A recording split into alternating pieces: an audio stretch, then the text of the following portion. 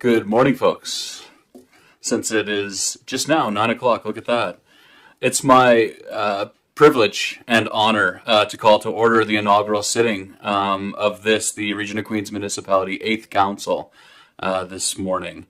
I want to start off by recognizing that we are in Mi'kma'ki, the traditional and unceded territory of the Mi'kmaq people, and we as a council have a responsibility to be part of the solution and reconciliation with the First Nations peoples.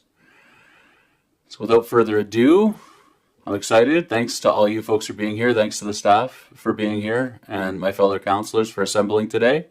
And we have quite a bit of business to get through, so I'm looking forward to it. So let's get going. The first order of business for today is a approval of the agenda. So I will ask firstly if anybody has any revisions or amendments to the agenda today. Any additions to the agenda? Councillor Amaro. Hi, I would like to make an addition, 13.3, donation from J&W Foundation, please. Councillor Amaro has requested an addition to under business from members of council on 13.3. Do you want to, could you motion for that? Motion for the agenda to be amended, please? I'd like to move that the agenda be amended. Second?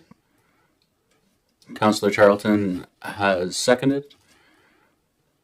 Any discussion? All those in favor? The ayes have it. So we will approve, the agenda has been approved as revised. Oh, pardon me. So the motion to amend was approved. Now if I could please have a motion to adopt the minutes as amended. Councillor Wenzel, seconded by Councillor Amaro. All those in favor? Okay, and approval of the agenda. So the next order of business is the election of our deputy mayor. So I will now ask for nominations from the council for the position of deputy mayor. Does anybody have a nomination? Councillor Amaro. Hi, I'd like to nominate Councillor Charlton, please. Councillor Amaro has nominated Councillor Charlton for the position of deputy mayor. Would you like to accept that nomination, Councillor Charlton? Yes, I would like to accept. Councillor Charlton has accepted the nomination for deputy mayor. Are there any other nominations from the council? Are there any other nominations for the position of deputy mayor, the assembled council? I'm going to ask one more time if there are any other nominations from the floor for the position of deputy mayor. Hearing none. Congratulations, Councillor Charlton. You've been elected the deputy mayor.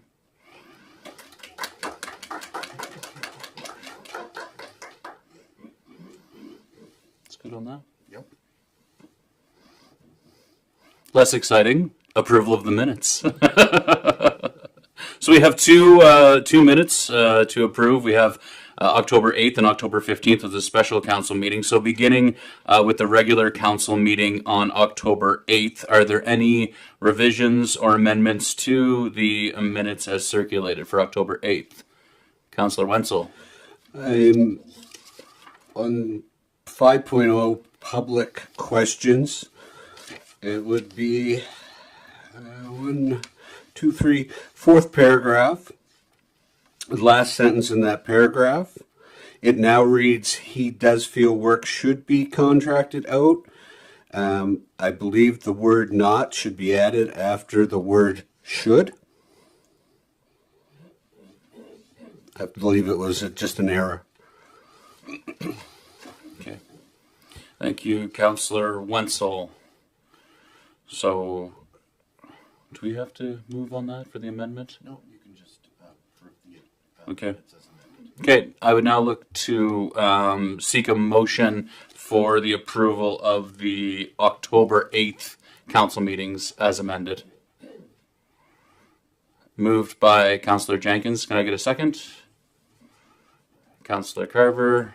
All those in favor, please say aye. Motion carried.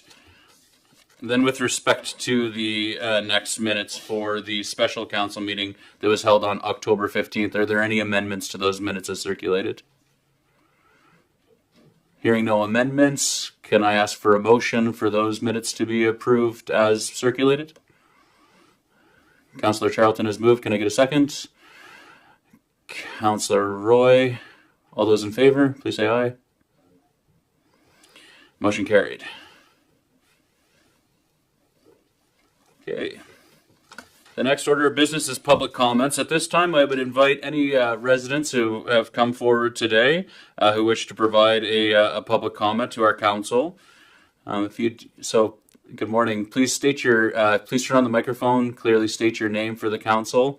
I'd ask that you try to be concise and respectful in your comments. And if you exceed 5 minutes, I'll just indicate. If you just hit the big gray button, it'll turn on for you. There you go. And then smile, you're on camera. Good morning. Good morning. Celeste Johnston, 120 Edgewater Drive, Hunts Point. I'm speaking on behalf of the Aquatic Society, the Queens Community Aquatic Society, regarding item 13.1 on the agenda this morning. Just to say that members of the society are very willing and eager to help with the work.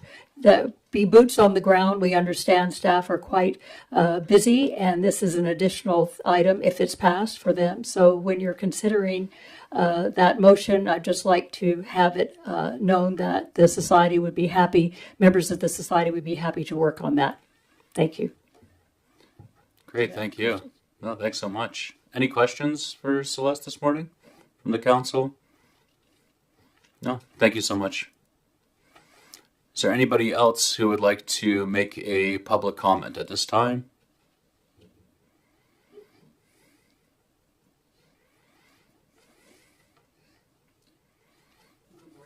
You just want to hit that gray button and yeah, there you go. You got Good morning. I'm Barbara Redmond, and my address is 2551 Shore Road, Western Head. The comments I'm going to make this morning are in regard to the installation of our new mayor, and incidentally, congratulations to our new mayor and to all new and returning council members. My husband and I waited with bated breath. We were watching the live stream, and we noticed that no chain of office was put on our mayor. That led me to ask a lot of questions and do a little searching. I called former Mayor Chris Clark, and he was a font of knowledge. He tells me that back in 1958 or 1959, Sir Eric Bowater, a name known to inhabitants of Liverpool very well, gave to the township of Liverpool a mace and a chain of office. The mace is a very noteworthy piece. There are only 2 municipal units in all of Nova Scotia to have a mace, and Liverpool is one of them. Somewhere during the mayorship, the chain was handed over to the Queens County Museum, and it resides stored among 1,600 other artifacts at the museum.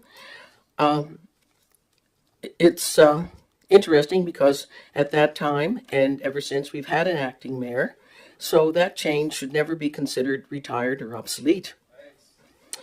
Excuse me.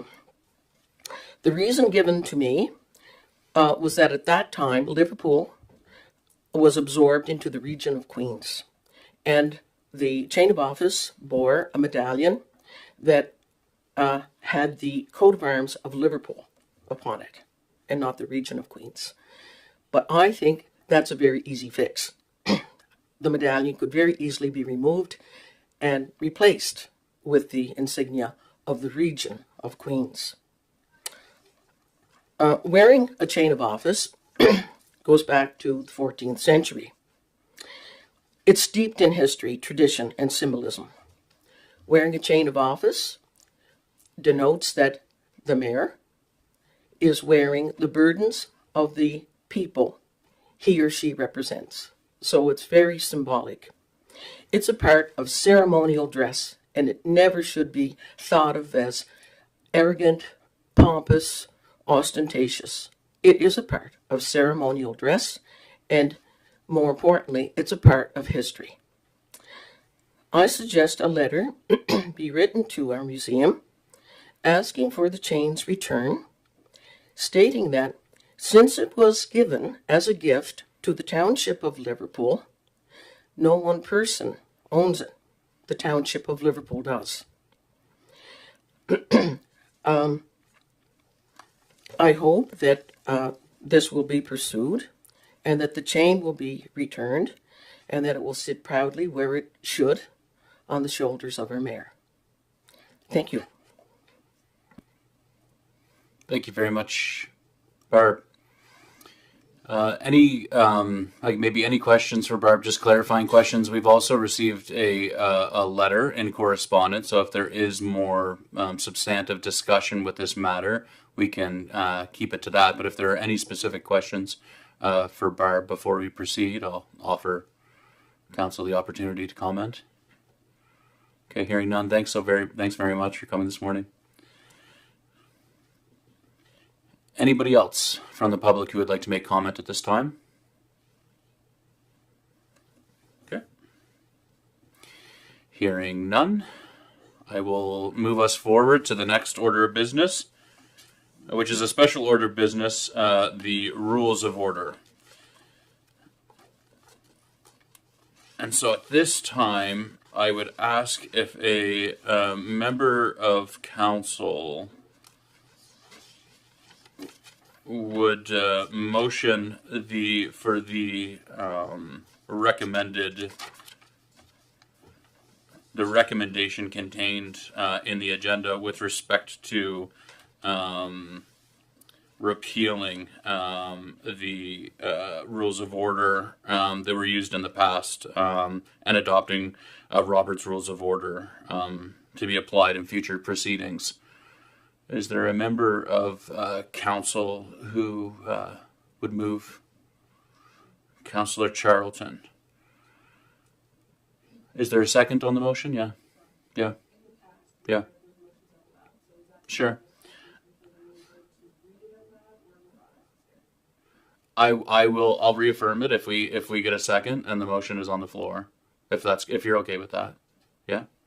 Is there a second to the motion? I can read it ahead of time as well. Okay, seconded by Amaro. So a motion has been moved and seconded that Council of the Region of Queens Municipality received the report titled Rules of Order for information, and that all motions, administrative orders, and policies related to rules of order be repealed. Those are the past policies, and that Robert's Rules of Order be instituted and applied to all future proceedings of the council and committees of council. I'll open up for discussion or debate at this time. Any members of council have any discussion or debate that they'd like to bring forward? Councilor Just a question. The Robert's Rules of Order, once adopted, does the region or council have the ability to amend certain aspects of it so it more in line with us? I know it's non-parliamentary, but that's just a question. And I will pass that question off to CAO Jodry. Yes, absolutely. And so just because there were some different systems and just to sort of start with a clean slate, I'm suggesting council just sort of implement the system, and then we would work towards developing our own procedural bylaws, which could take any system or whatever changes you wanted. We could say it's Robert's Rules of Order with these other changes or whatever. Yeah, absolutely. 100%. I think, yes, Councillor Charlton, I recognize you. Thank you. That's how it's operated in the past. So we operated under Borno's, but we also had rules of order in addition to that. So I would assume that it would be a very similar process once we flush out what we need to do and what works best. It's my understanding, as familiarizing with the MGA, it affords us a significant amount of latitude to find our own way through our code and our procedures, as long as we function in the principles of good governance, that we can conduct our meetings. There's a lot of latitude within the MGA. Is there any members of council who would like to argue against the motion as put forward? Is there any remaining discussion from the members of council? Recognizing Councillor Jenkins. I just would like to know if the council will be getting information booklets about the rules, as I do not have that. So for me to study it, to read up on it, it would be great to have some further information on it. Thank you, Councillor Jenkins. Again, I pass that off to CAO Jodry. Is that something that we can provide? Absolutely. Yep. Once council does this, then I'll get some information, all of council, to help guide you moving forward until we develop that procedural bylaw, and then whatever that procedural bylaw would be, the system you'd have after that. Yep. My sense is that this motion is largely being viewed as favorably by the council. Is there any other further discussion before we take it to a vote? Okay, all those in favor? Motion carried.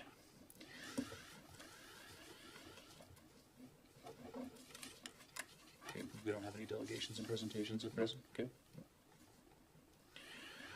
So our next matter of order is business number 8, which is correspondence.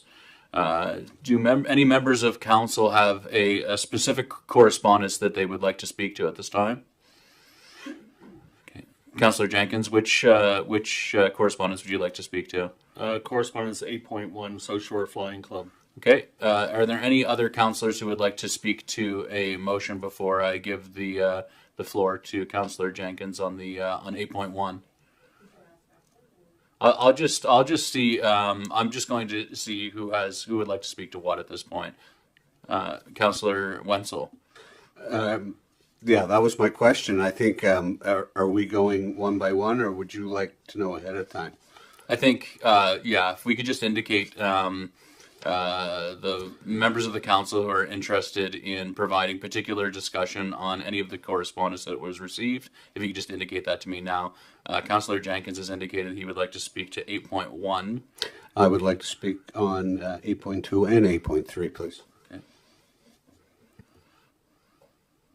If you could go ahead and speak to whatever discussion you prepared for 8.1, please, Councillor Jenkins. Peter Gow from the South Shore Flying Club has written this letter asking for the 4,000 plus HST fee that they pay to be removed, so they don't have to pay it because of the expenses that they incur.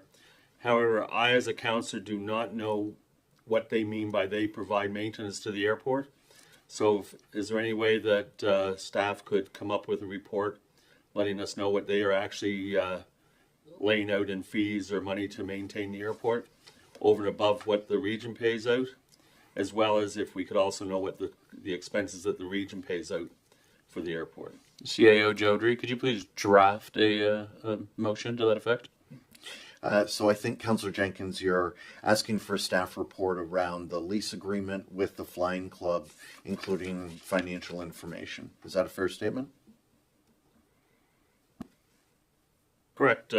That's what I want, but I also like to know what the region is paying out for expenses at the airport too.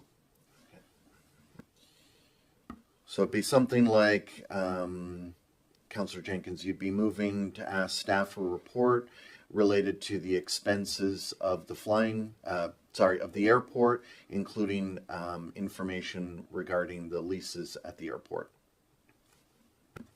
Correct. Is there a second for the motion? Seconded by Councillor Wenzel. I'll open it up for the motion up for discussion and debate at this time. Any members of council? I'll first go to Councillor Jenkins as you moved. I think you've provided your comments in favor of further information at this time. Correct, I have. Yeah. Any opposed? Any members of council opposed to the motion? Any other comments with respect to the motion? Councillor Charlton?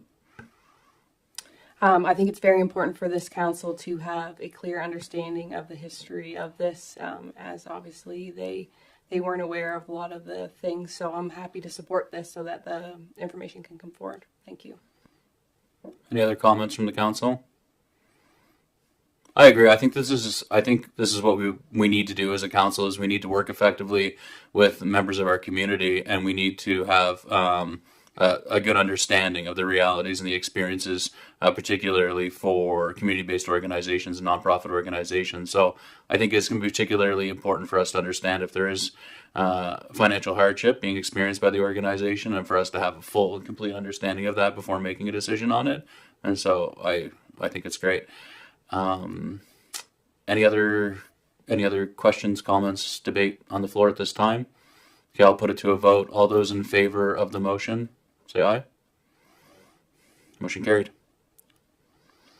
So then with respect to 8.2, the Milton Heritage Society request, Councillor Wenzel has requested the opportunity to speak on that. I'll give you the floor at this time.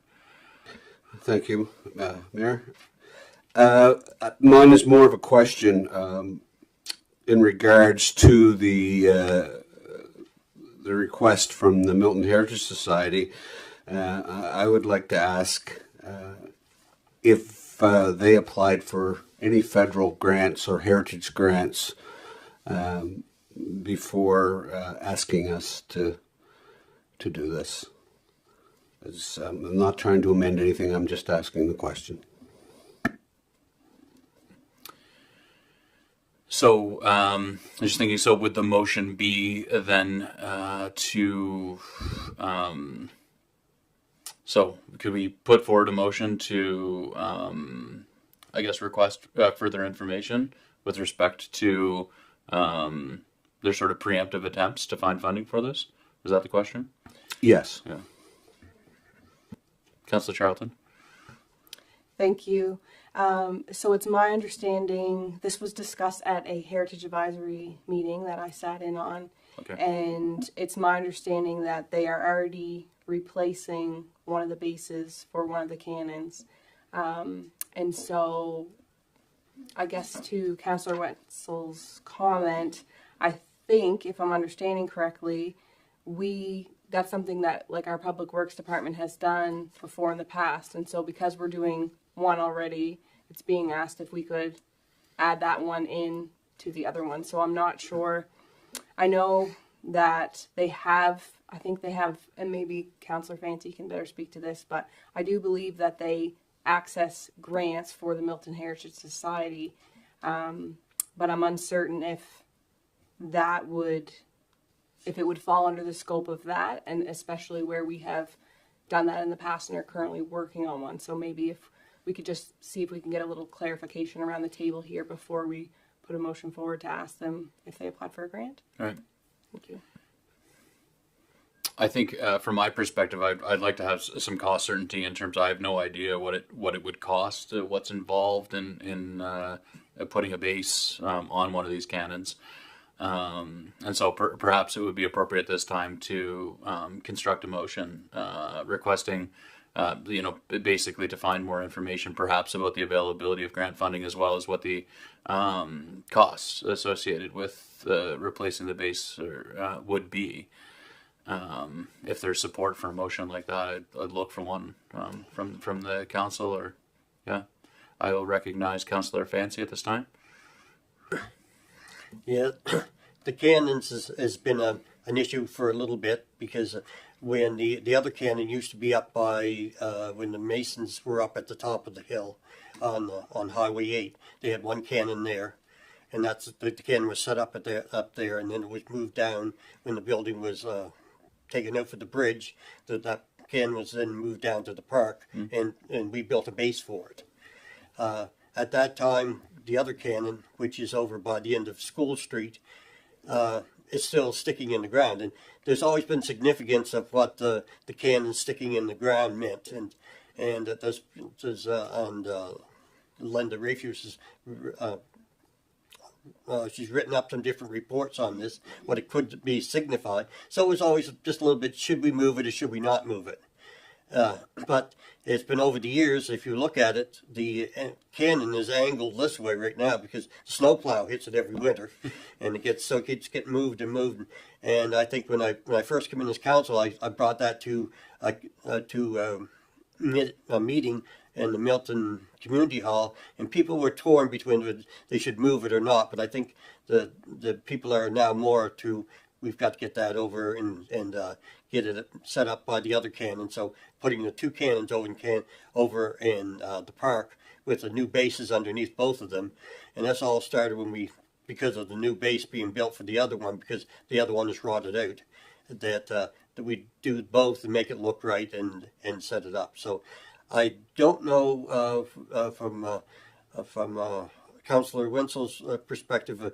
Can we? I don't think they can have options to get grants. I think the grants are all for with the Heritage Society is more for the with the blacksmith shop, because that's all they have, and the money is very, very limited because it's a struggle even right now to meet everything else. So I don't know if there's opportunities to get more grants, and it was offered before to put this over there in that place. But we're just kind of waiting with the community to be ready for the movement to put it over there. But to have them both over there in place from them, I'm supportive of it. Well, thank you for the context, Councillor Fancy. Are any members of council at this time, would they like to put forward a motion with respect to this correspondence? Or just receive it, circulate it? Or is there appetite for a motion to seek for more information or to prove the expense associated with I'd look to council for if there's a motion at this time. Councillor Fancy? Yes, I'd like to have a staff report brought back for the costing out and the relocation of the cannon. Yeah, so I'm just going to take a stab at trying to wordsmith this.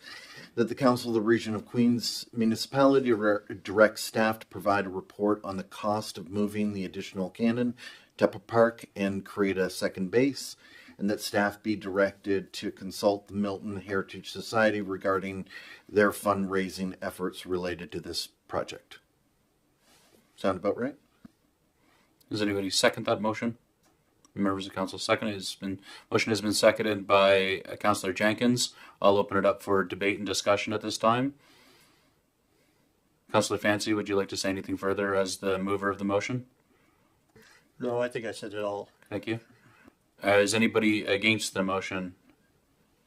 Anybody argue against the motion? Okay. Hearing no further discussion, I'll ask for the question. All those in favor, please say aye.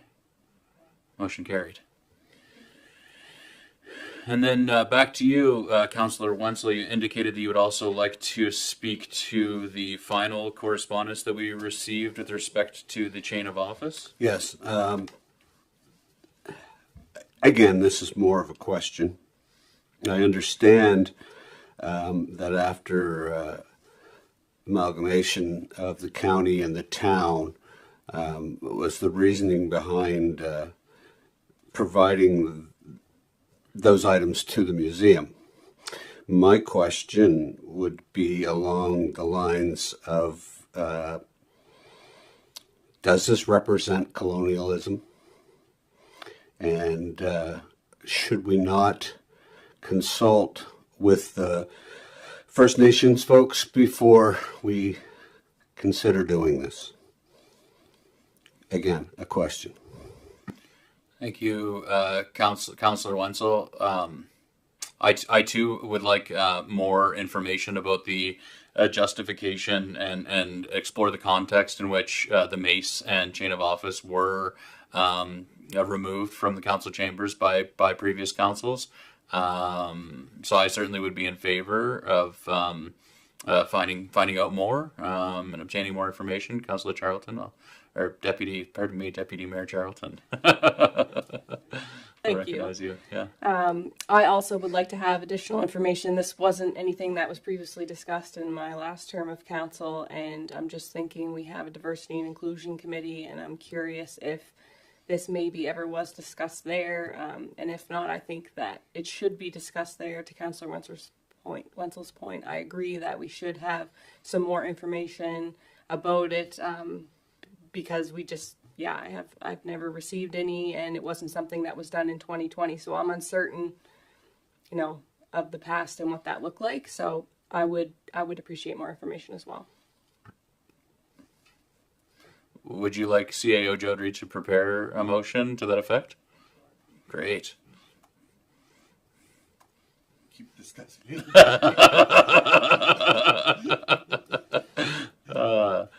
And thanks so very much to our noble CAO here in supporting us as we make our way through the procedural interworkings of these meetings. Yeah. I'll recognize Councillor Amaro at this time. Hi, yes, I would also like to see the information brought back. It seems like it's very significant to our community to have this regalia around the mayor's neck, especially in the swearing-in ceremony. It was brought to my attention that it wasn't worn at the swearing-in ceremony this time. It wasn't worn in 2020 as well. But it was brought to my attention, how would one identify the mayor? It could be any one of us sitting there. So that was a good point, and I really, had a lot of thought on that. Thank you. Thanks, Councillor Amaro. I think the frame was around over my shoulders, not around my neck. But CAO Jodry, have you prepared something there? Yeah. I have. Yeah, okay. And I think, don't let me put words in your mouth, Deputy Mayor, but I think it's that the Council of the Region of Queens Municipality directs staff to provide a report regarding the background of the use of and discontinuation of the chain of office in Mace. Okay. Look for a second to the motion. Councillor Carver. And I'll open it up for discussion and debate at this time. Councillor Charlton, as the mover of the motion, is there anything further you'd like to say on the matter? Okay. Any opposed to the motion who would like to discuss it or debate it in opposition to the motion? I'll recognize Councillor Fancy. I'm not saying debate, but I think Councillor Wenzel brought up a very valid point. You never know the significance of things over the years, what those things signify, and it may be something that we haven't even considered. So once you look into that, then you'll be able to find out there's been a lot of things that's happened over the years in Nova Scotia that we've now changed because we found the significance of it was different than what it is today. CAO Jodry, do we have a notion of historical significance as part of the language of the motion? Let me just go. Could you just reaffirm the motion for me, please? Yeah, it says that the Council of the Region of Queens Municipality directs staff to provide a background regarding a report regarding the background of the use of and discontinuation of the chain of office in Mace. Perhaps it'd be appropriate for a member of the council then to amend the present motion to include the notion of the historical context or historical significance and context. Does that sound right to you, Councillor Fancy? Or Councillor Wenzel? Yes, that would include consultation with the Mi'kmaq or First Nations. That's not what that motion says. But so perhaps Is it what the amendment would mean? Yeah, so looking for an amendment at this point to the original motion. Okay, so if I could, so there's consultation of the Mi'kmaq who may not have a lot of history or background around the use of the chain of office. So I'm just, there needs to be some clarity. Do you want to consult them about what going forward looks like, or on their observations or thoughts around the history of it? Or do you want the history and background of the use of it? So those are kind of, in my mind, those are three different things. Right. I want them all.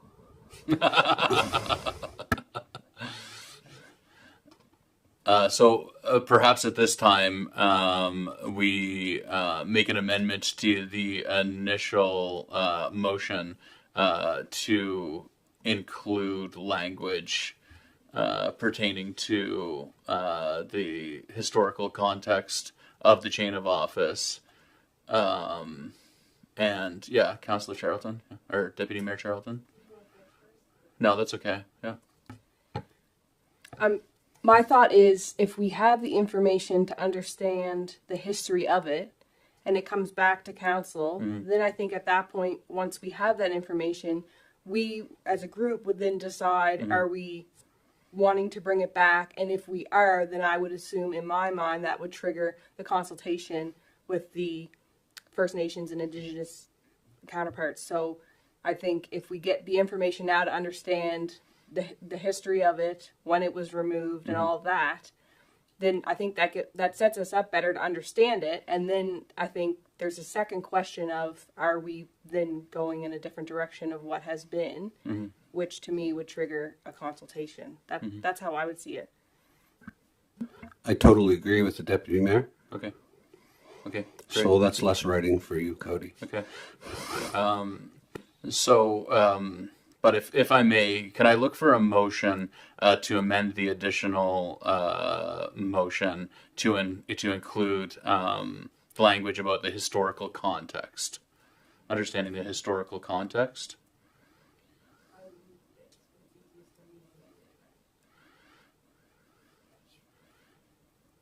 I mean, not necessarily, but right? Okay. Not necessarily. No, is no longer your motion because it's been seconded and open for discussion. So it's now the motion is for the assembly of the entire council. So anybody could move for the amendment. You may, but anybody can move for the amendment. I'm learning it. Since I spoke on it, can I still amend? Yeah, you want to hit your microphone? Since I spoke on it, I guess I can still amend. All right. Well, then I will amend. Okay. I will move to amend. I'll just take a stab at what I think the amendment is, so Thank that you. the council, I'll just read the amended version for simplicity, that the Council of the Region of Queens Municipality directs staff to provide a report regarding the background and history of the use of and discontinuation of the chain of office in Mace. Does that sound right? Okay, so moved by Councillor Wenzel. Can I get a second for the amendment? Seconded by Deputy Mayor Charlton. Any debate or discussion on the amendment? Hearing none, I'll ask the question. Those all in favor of the amendment? Okay, and now back to the main motion. Is there any further discussion or debate on the main motion as moved by Councillor Charlton? Hearing none, I'll ask the question again. All those in favor of... Great. Motion, that's so moved. Thanks for your patience. Thanks, folks.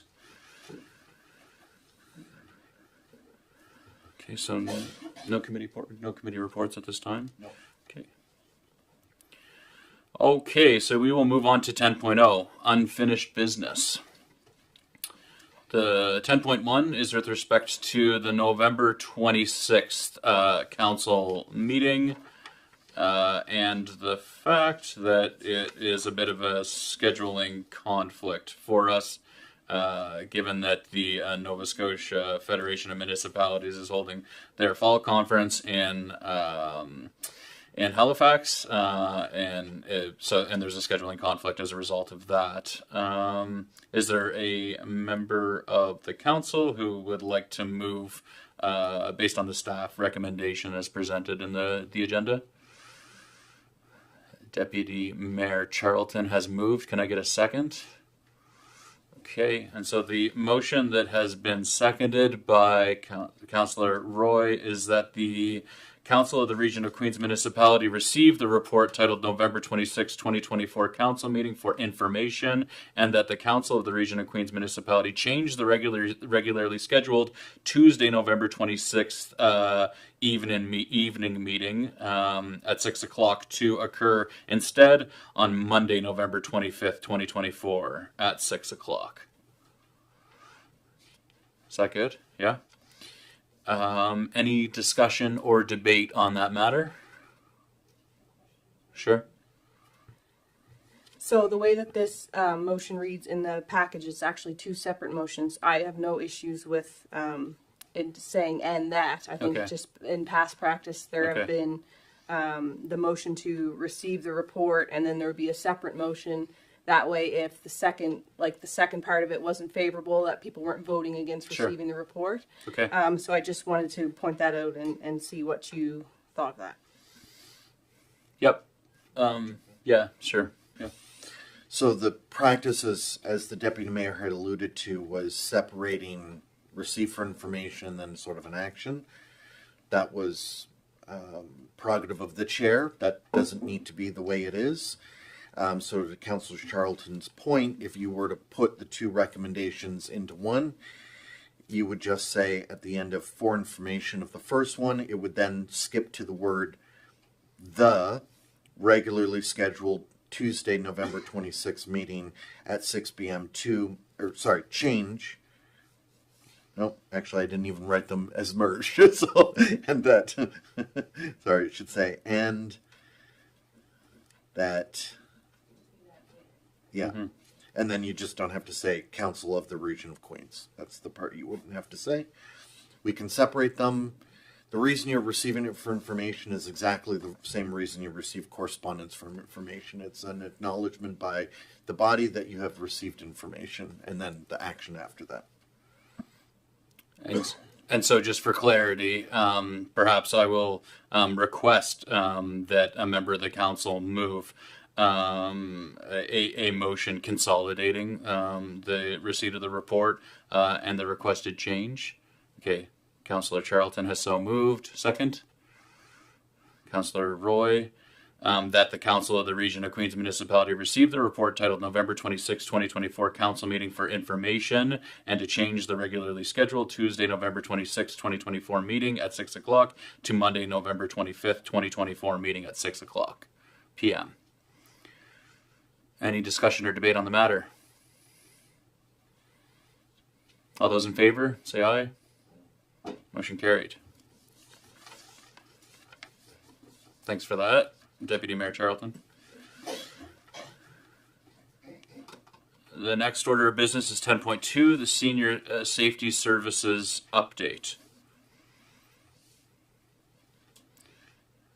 Can I ask for a motion similarly, if a member of council is comfortable in moving a consolidated motion with respect to the recommendation in the staff report?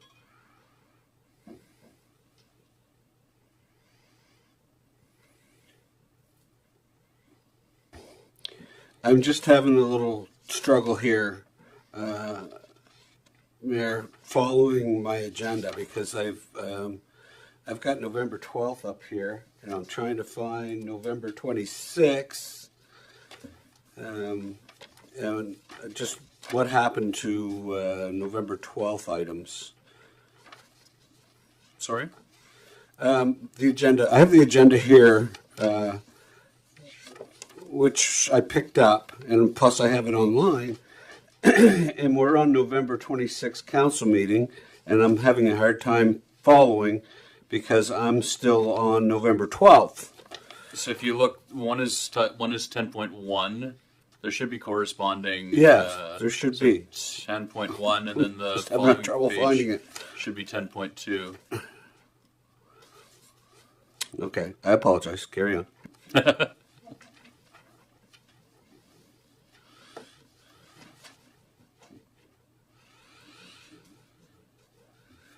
Looking for a motion with respect to the staff recommendation concerning the senior senior safety services update. A member of council move it? No one moved it yet. No. Okay. Councillor Fancy?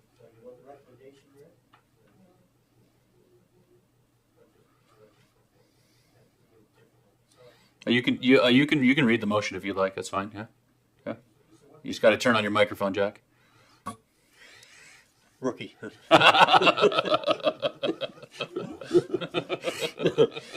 So we're going to put in the middle of that between 1 and 2. We're going to put and, right?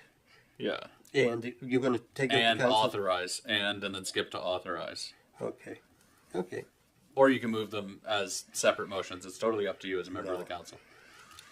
I also recommend that the Council of the Region of Queens Municipality received a report titled Senior Safety Services, Updated for Information, and the Chief Administrative Officer to enter into a funding agreement with the Lunenburg County Home Support Organization to provide 5-day-a-week senior safety services to the region of Queens, including up to $35,000 in funding for the period of November 1st, 2024 to October 31st, 2025. Thank you, and I believe that there's just one word, and authorize, the action word, and authorize the Chief Administrative Officer to enter into a funding agreement. Okay. Is that correct? Yeah. Yes. Okay, thank you. A seconder for the motion, please? Is there a second to the motion?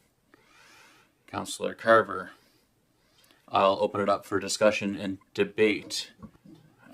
Councillor Fancy, as the mover of the motion, is there anything that further you'd like to say with respect to the motion? No, I think as we discussed from the last council, we were all in favor of, and we understand that we need this to be a 40-hour-a-week job. It's not a 3-day-a-week, and so I'm totally in favor of this. Any opposed? Any opposed to the motion? Would like to debate otherwise? Are there any other members of council who would like to discuss or debate the motion? Councillor Miro? Hi, I'm fine with this motion for the year, but before it comes up for renewal again in November, I would like to see it brought back because I would like to see our organization support this home support senior safety services position. I'm not sure why we're paying Lunenburg to do this when we could be doing it ourselves, and we could be utilizing her services within our organization better. Thank you. Councillor Charlton? Most council members here, this information is new for them. There were some previous discussions about senior safety. There was an ask from the society group that the Region of Queens staff it with some uncertainties around the home support office because Region of Queens is no longer operating home support. Lunenburg is. At one of the last meetings, there was a motion to enter into a funding agreement with Queen's Care Society, I believe, because there were some, again, concerns about Lunenburg home support operating it and just some uncertainties. The information that our CAO sent forward to us showed that the chair, Grant Weber, has flushed those out and was happy with that. It is for a year, to Councillor Miro's point. But I think they may come back and ask earlier on in the year before that year is up because of the ask before. I think that they would like an opportunity just to see how it fares out. The Lunenburg Home Support Office is taking over Queen's Home Support, and so it's my understanding that the group is happy with this for now, for the year. And Home Support originally supported the other 2 days a week for Shelley Walker because there was an overlap there with the residents who were using home support or clients who were using home support rather, and what Shelley was doing for some of the same clients as well. So I think I'm happy to support this now. They do need the increased funding to make sure we have that capacity, but I think that ask likely will come up. Just wanted to provide a little bit more context for the new folks around the table. Thank you, Deputy Mayor Charlton. And my understanding, just in reading the language, and your point is well received, Councillor Amaro, but that this is limited to the year, and that we wouldn't be authorizing funding to extend beyond the duration of what we've articulated here. So I don't see the need for an amendment to the motion as presented. If you're okay with it, Councillor Amaro. Yes, I am fine with it for the year. My one question is, though, will her office be in Queens or will it be in Lunenburg? CEO Jodry.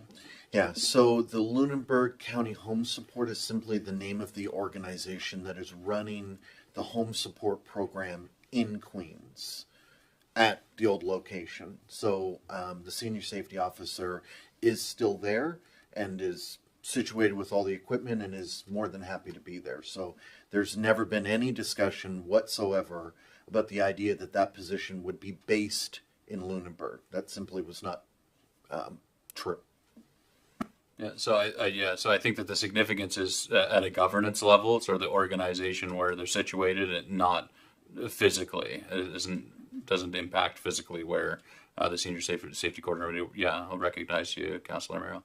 Wonderful. I just wanted to make it clear to our residents because when they see Lunenburg, they automatically assume that it is down there. Thank you. Thank you. I'll recognize Councillor Fancy. Yes, also too, Lunenburg have their own senior safety coordinator, so they're not looking at having two coordinators. So it was just a matter of how the setup went, and I'm glad that the deputy mayor here clarified that because we're going to be here, but we're looking at it for a year to see how it's going to take place and see how the funding and everything will go. Thank you. Any further discussion on the motion? Councillor Jenkins.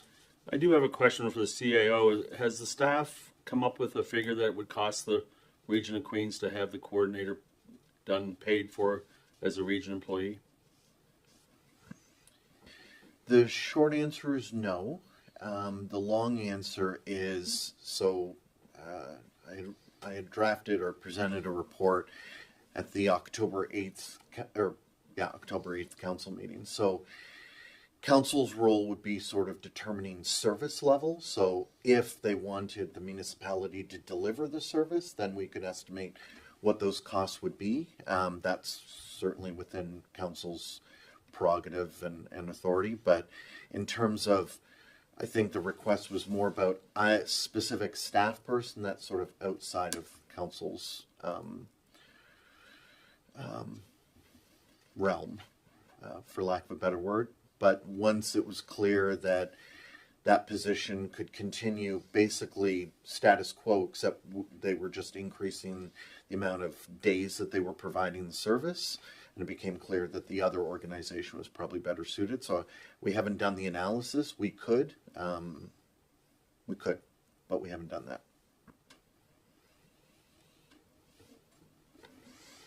Any further debate or discussion on the motion? Okay. All those in favor, indicate aye. Motion carried. Okay, moving on to new business.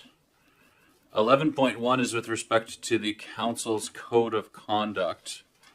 This is it's come from the province, a requirement from municipal affairs that all municipal councils across the province adopt at least the base standards as articulated in their work that they've moved forward.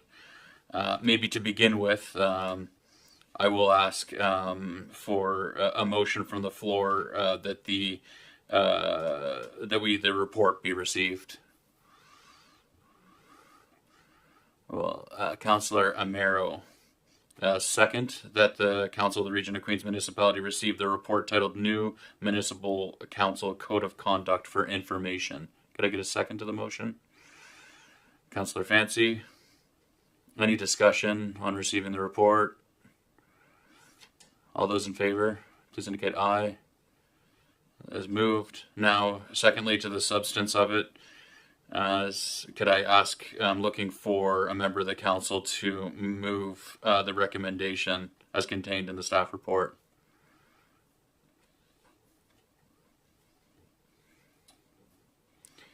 Moved by Councillor Wenzel. Could I get a second, please? Seconded by Councillor Amero, that the Council of the Region of Queens Municipality approve the revised Policy 74 Code of Conduct for members of Council and public committee members as presented, and that staff be directed to develop a new draft municipal employee code of conduct that aligns with, is complementary to, and supportive of the new municipal council code of conduct. I'll open up the floor for discussion and debate on this matter. Councillor Deputy Mayor Charlton. Thank you. I understand and support the code of conduct for members of council. My question would be the public committee member part. I'm uncertain how, because of these documents and the way that they read, there are sanctions against elected officials, and so I think there has to be a code of conduct for committee members, but I don't know to that point about the sanctions, how that would actually work with public committee members. And so I think that is problematic. I did reach out to Mayor Pam Mood last evening. She chaired the code of conduct, and she wasn't 100% sure about that either. She had recognized that they would be, committee members, council has appointed them, whether they're an elected official or the public or not, but uncertain about the sanctions. And so she is looking at seeking clarity for that, because I think that could be, just something that maybe has to be flushed out a little bit. And my second question would be to the latter part of the motion about a new draft municipal employee code of conduct. So we have a code of conduct currently, I believe, under HR policy for staff. And so is that what is being suggested at being revised? Okay, thank you. Yeah, and perhaps, so Policy 74, Code of Conduct for members of council and public committee members, is that an internal policy to the Region of Queens Municipality? Yes, that's correct. Okay, and so perhaps that's why, perhaps it's getting, because the title of the Policy 74 within our own policies is entitled Code of Conduct for members of council and public committee members. But I think the point is well taken by the deputy mayor that this code of conduct as put forward by the province is particularly pertains to elected officials, and so perhaps it would be appropriate to amend the motion so as to define the scope or scope of the exercise a little bit differently. CAO Jodry? My recommendation, because I was thinking about that very topic, my recommendation to council would be that under sanctions 74, so it's 74 50 10, says page 6 of 9 at the top, so that's the draft policy, that 74.50.10 all the way to 13, instead of saying member, it would say council member, meaning the financial sanctions only apply to council members only. So, for example, in some of the other ones, like number 1, it talks about a letter, 2 talks about an acknowledgement. All those things could apply to committee members, but the financial ones you could say only apply to council members. If that would be my recommendation to council, but Yeah, recognizing Deputy Mayor Charlton. We also, thank you, CEO Jodry, but I think also too, we could consider that we could table this motion until the next meeting and get clarity from those groups who worked on the code of conduct as far as public committee members would go. And because I would assume that we're probably not the only folks who have this question, but I have flagged it with the chair of the code of conduct. And so I don't know. I know we have to adopt it by December 19th. We still have ample time to do that, but I'm just wondering, as far as the committee member part go, instead of trying to amend it, if we get clarification and the amendment is not supportive of the clarification, then we might have to circle back, unless I'm mistaken. I get what you're saying. I think that there were, when you read the draft from the province, so even in that case, it's not actually worded very well to apply to committee members. So the draft that I have here in the package was reworded in some places so that it's clear that it applies to both council members and committee members. You could adopt just the code of conduct to council, and then we could clarify. I'm not sure if the province will necessarily weigh in at this point about whether they want this to apply to committee members. I think that's up to council. The only thing that I would be uncertain about is the ability to apply sanctions, financial punitive sanctions, to committee members in the way that they've described it can apply to council members. Mm-hmm. I don't know if that makes sense. Mm-hmm. From my perspective, I think the point is well taken that the deputy mayor has made here. And so there is uncertainty about the application of this code of conduct to public committee members. And from my perspective, too, we also don't want to anything to stand or function as a deterrent to participation in public committees as well. And so procedurally, I'm not sure the appropriate next steps here. We don't need to rush this. We do need to make sure that we get our ducks in a row by that deadline in December. But I'll open it up for further discussion or debate from the council at this time. Councilor Wenzel? Are we looking for a motion to table? Yeah. So If you want to table it, yeah, I think so. So we don't need to defeat the motion that's on the floor right now. We can just table it, or what? my only thought about tabling is sometimes you're tabling because you want something to happen before you lift it from the table. So staff, I'd appreciate some direction from council about what it is that they want. I think I'm getting it, but I would, there might be some clarity. Patty, do you want to take that?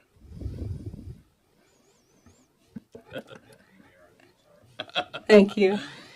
I'm uncertain if other members of council had any comments, but I would like the opportunity to seek clarification, and I can, as the board member for NSFM, very easily get that clarification and bring it back to this group. So I think that we table it with clarity to our CAO that I will make sure that we have that information clarified, because I'm also just looking at 74.50.4 censor the member publicly. I think there's a few things that will be problematic for committee members, and to the mayor's point, it's very hard to get committee members at times, so we want to make sure that this is done right and that there are code of conducts for committee members, which we've had in the past, but make sure that it doesn't become problematic. So I will gladly make sure we get that clarification. I'll provide it to the group as a whole if that's okay.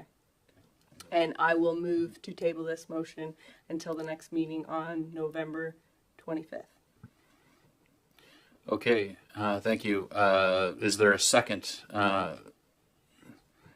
Councillor Wenzel has seconded the motion to table by Deputy Mayor Charlton until further information can be obtained with respect to the inclusion of public committee members in the in our adoption of the code of conduct for councillors. Could I get a vote on that, or if there's, pardon me, is there any further discussion or debate on the topic? I'll ask for a vote to table the motion. The ayes have it. Motion carried. Thank you.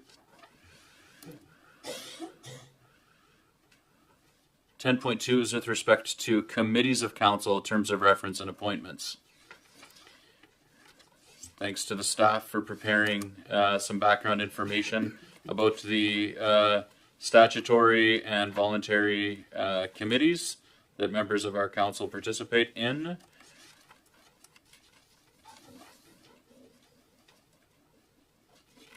Pardon me while I find where I'm going here. Sorry, it's backwards, yep. Here it is. Here. Yeah, right. I added a lot of Right. attachments. Yeah. That's okay. Keep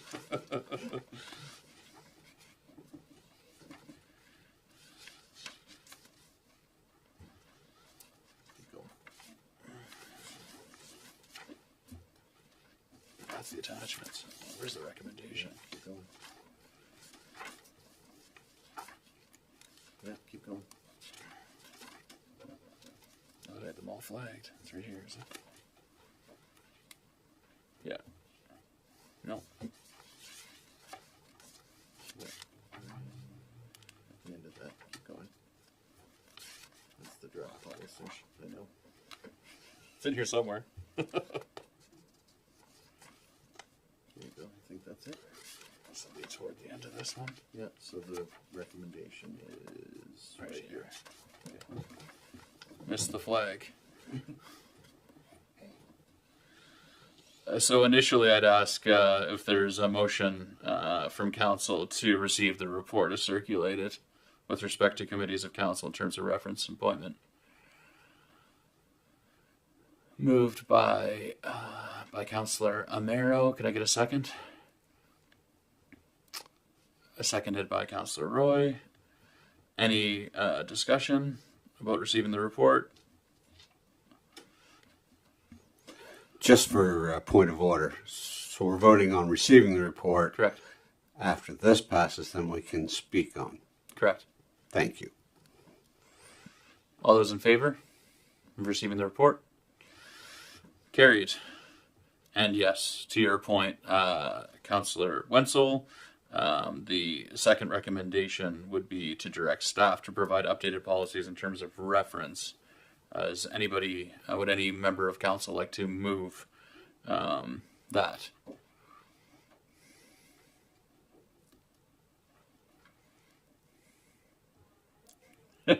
Councillor Fancy moved. Can I get a second? Is there a second to the motion that Council of the Region of Queens Municipality directs staff to provide updated policies in terms of reference as outlined in the report? Seconded by Councillor Jenkins. Discussion or debate on the matter? Councillor Deputy Mayor Charlton. Thank you. I have a few questions. So first off, Planning Advisory Committee says the recommendation is to maintain the current mandate, focus on land use planning. Staff should evaluate and provide recommendations regarding the committee's membership composition. So to our CAO, is that to say that it is only looking at the members that make up that committee, not changing anything beyond that? Or yes? Okay. Essentially, I think there was a part in there where I'm not actually sure we're actually meeting the condition right now. It was citizen member from every district, for example. I'm not sure we actually have a citizen from every district member. I'm not sure if council wants to insist that there must be. So I think that just the membership makeup is the thing that needed a little looking at. Yeah. Thank you. Thank you to our CAO for that.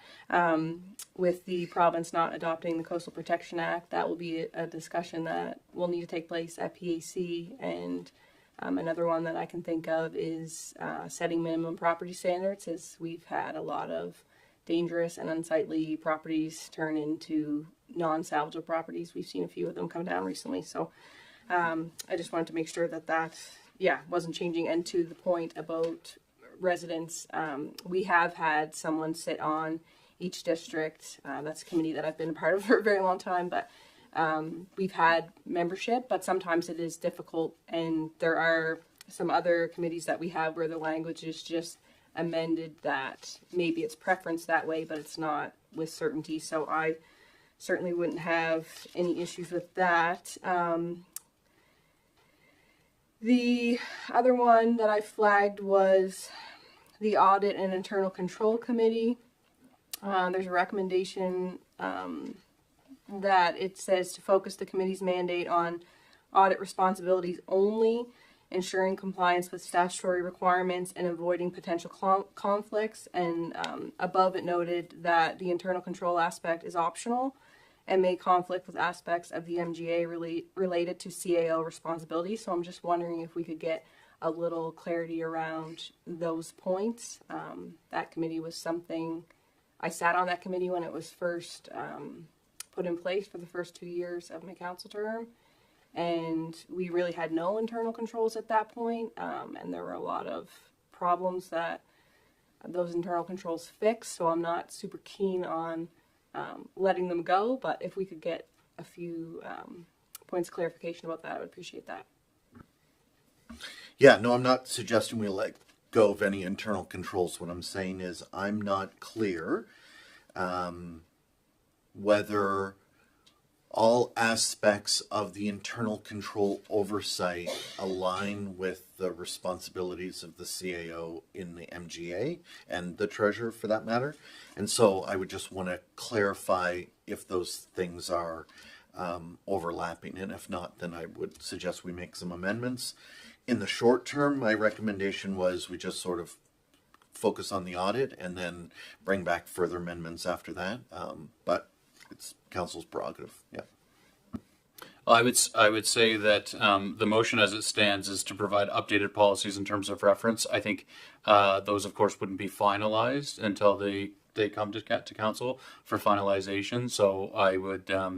I think if we could instruct staff to update them based on this report, and then it would still be of the will of council to determine what would the intended objectives and scope and nature of the activities to be executed by each of the committees. We certainly would still have an opportunity to make a decision about that. Is there anybody else who would like to argue in opposition to the motion?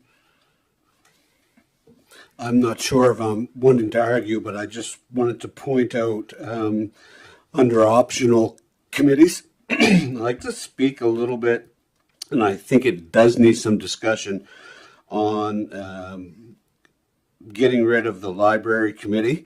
And just so for talking points, I guess, when I was campaigning to be elected, the library was the number one issue that I heard on the doors. And I will tell you, I was to 2/3 of the doors in my constituency. And my constituents were very upset by the move of the library to where we're going to put it. But going forward, I believe the committee maybe should still be in place because there are fears that the temporary move will become permanent and there will be no committee to represent those folks. I'm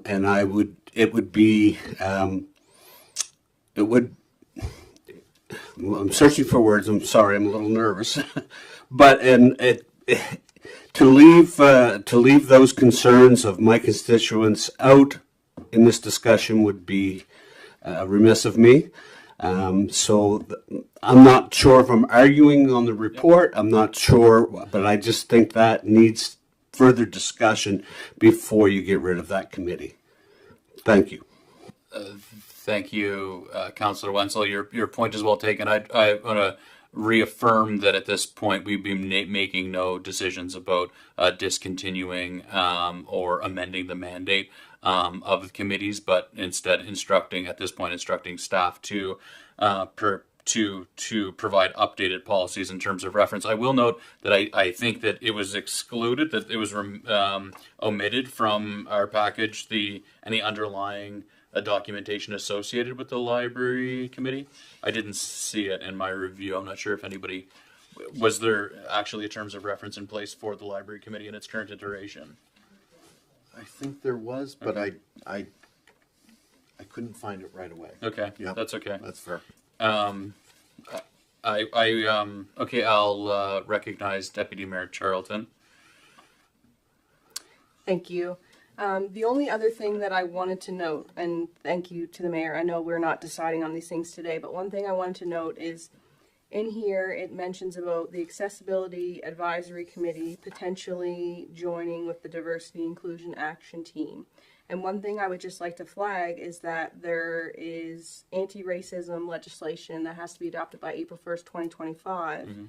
And so there are other municipal units that are striking those a committee as such to deal with that, and it's a committee in itself. And so I'm just wondering how that would factor in, because I don't know that we have a staff lead on the Diversity and Inclusion Action Team currently, or accessibility. And so that will need to be clarified. But as far as the anti-racism legislation goes, this is an item that we're legislated to do, and a lot of other units have work well underway for this, and so I'm uncertain if we do. So that's another question. And when we were at our training event in Halifax last week, AMANS had shared that there is a 2-day equity and anti-racism symposium on the 20th and 21st in Wolfville to assist staff with planning support to equity leads, developing equity and anti-racism plans. There's also funding available to support municipal staff through attendance with meals and hotel coverage. And so I have that information here I can give to our CAO if he doesn't have it, but I just wanted to flag that I think this may need to be an issue in itself, like as far as the committee goes, and I just didn't want it to be missed. Thank you. Yeah. Yes, your points are well taken. Yeah, CAO Chaudhry. I'm very confident in our ability to develop a plan and meet that legislative requirement. I think when it comes to committees, it's always a question of what is the purpose of the committee, and then how do you staff that committee with people that then have it all. And I think this topic is a great one. So I'll just use an example of the committees are supposed to be, at least for those, are comprised of people with firsthand experience. So I'll give you an example, and I'm going a totally different example from something we don't do here, just for context. So let's say we had bus service, and we wanted to figure out ways to improve that bus service. The people who ride the bus aren't necessarily experts in how to change bus services from an operational standpoint or from a strategic standpoint. They are, however, experts on their experience as a user on the bus. And so I'll go back to the accessibility and diversity matters and equity matters is, and a few counselors had asked me about this at one point. And so my plan of attack, my strategy in developing a plan to meet that legislation and get that in front of council would be that we develop, probably by department, accessibility and equity plans. So identify where we have gaps or where people that would experience our services in a different way, and then what steps will we take to go ahead and address those issues. And that we would put that draft plan together by department and then put it in front of people with firsthand experience to say, does this make sense? Would this help address those challenges for you? Do you think it would help? That sort of thing. Because they may not necessarily be experts on delivering the service, but they might be experts on their firsthand experience. And then we would seek their feedback. We'd make some revisions, and then bring it back to that committee to say, okay, here's what we heard, here are the changes we made, and then with their endorsement, those plans would come back to council all before the 31st. I'm confident we can meet that timeline. So just bringing it back to the motion, I'm hearing a fair amount of opposition, maybe to the specifics of some of the content that is outlined in the report that has been circulated. I too would identify in my reading that the recommendation outlined in the report to no longer continue with the pool committee. In my reading of the terms of reference around the pool community that was appended, responsibilities 4 to 8, I believe, are still in progress, and the duration that's outlined in the existing terms of reference for that group was that they would persist until 1 month of operation of the new facility. So I think that there still are responsibilities that were envisioned in the original terms of reference that make sense for that committee to carry forward in some capacity, perhaps not as in the way that they were prior to the actioning of a contractor or the retention of a contractor. And so, CA Jodry, I would just lean on you in terms of procedurally the best way forward.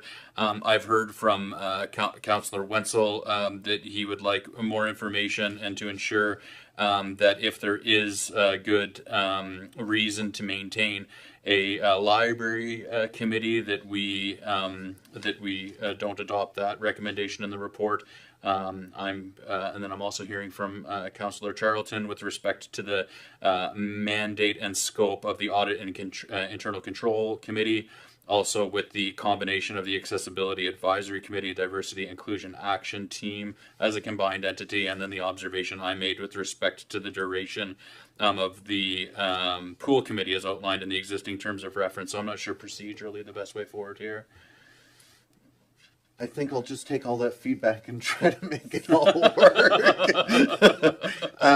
Just a couple points of clarity in case council wants to do something differently. Just a few comments that maybe will help in further input. So Deputy Mayor Charlton was talking about property standards. I'm not necessarily certain that that fits within the scope of the existing Planning Advisory Committee. Just so if you do want to see that, that might be something worth considering. For clarity around the library committee, essentially the committee we did have at the last term has completed its work. So by and large, there might be terms of reference, but there is no committee anymore, including anyone on it, for lack of a better way of saying that. So it would be the matter of striking a new committee or working group if it's the will of council to do so. Exactly. Yeah. And then in terms of the pool, yes, if we want to keep the scope to what they're currently doing and complete it, as it stands now, yes, absolutely. There wouldn't be a lot of changes required there. Okay. I hope that's helpful and clarifying. Okay. Yeah, recognize Councillor Amaro. Hi, I'd just like to speak on both the committees because I've been on both of them. The library committee, yes, we did disassemble that. There is terms of reference, and I do have those. As far as the pool committee, there actually was more work to be done as well. For any extras, we may have to fundraise that's not included in the original contract. But also we had a plan for recruitment of lifeguards. And Doggett was on the pool committee, and she was speaking to the LCLC. And we had a plan for recruitments, for programs. And Director Roberts may want to speak more on that as well. And I'm just wondering if she will continue with this.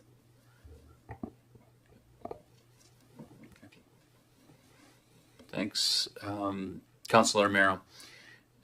So I'm hearing that there's a fair number of revisions that we would like to make, perhaps to the information outlined in the report, perhaps before proceeding with the motion. Yeah. Yes. Okay. Yeah. Okay. Any other? I'll recognize Councillor Fancy at this time. Yes.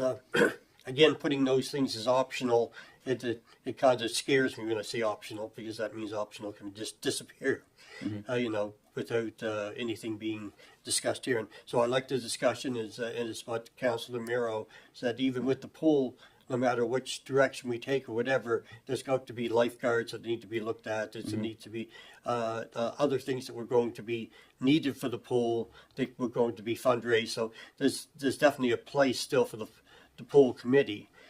With the library, again, it's until it's decided that things will go in a different direction or what we're going to do. Is there a need for committee right now? I can understand. A committee that has to have a purpose at that time.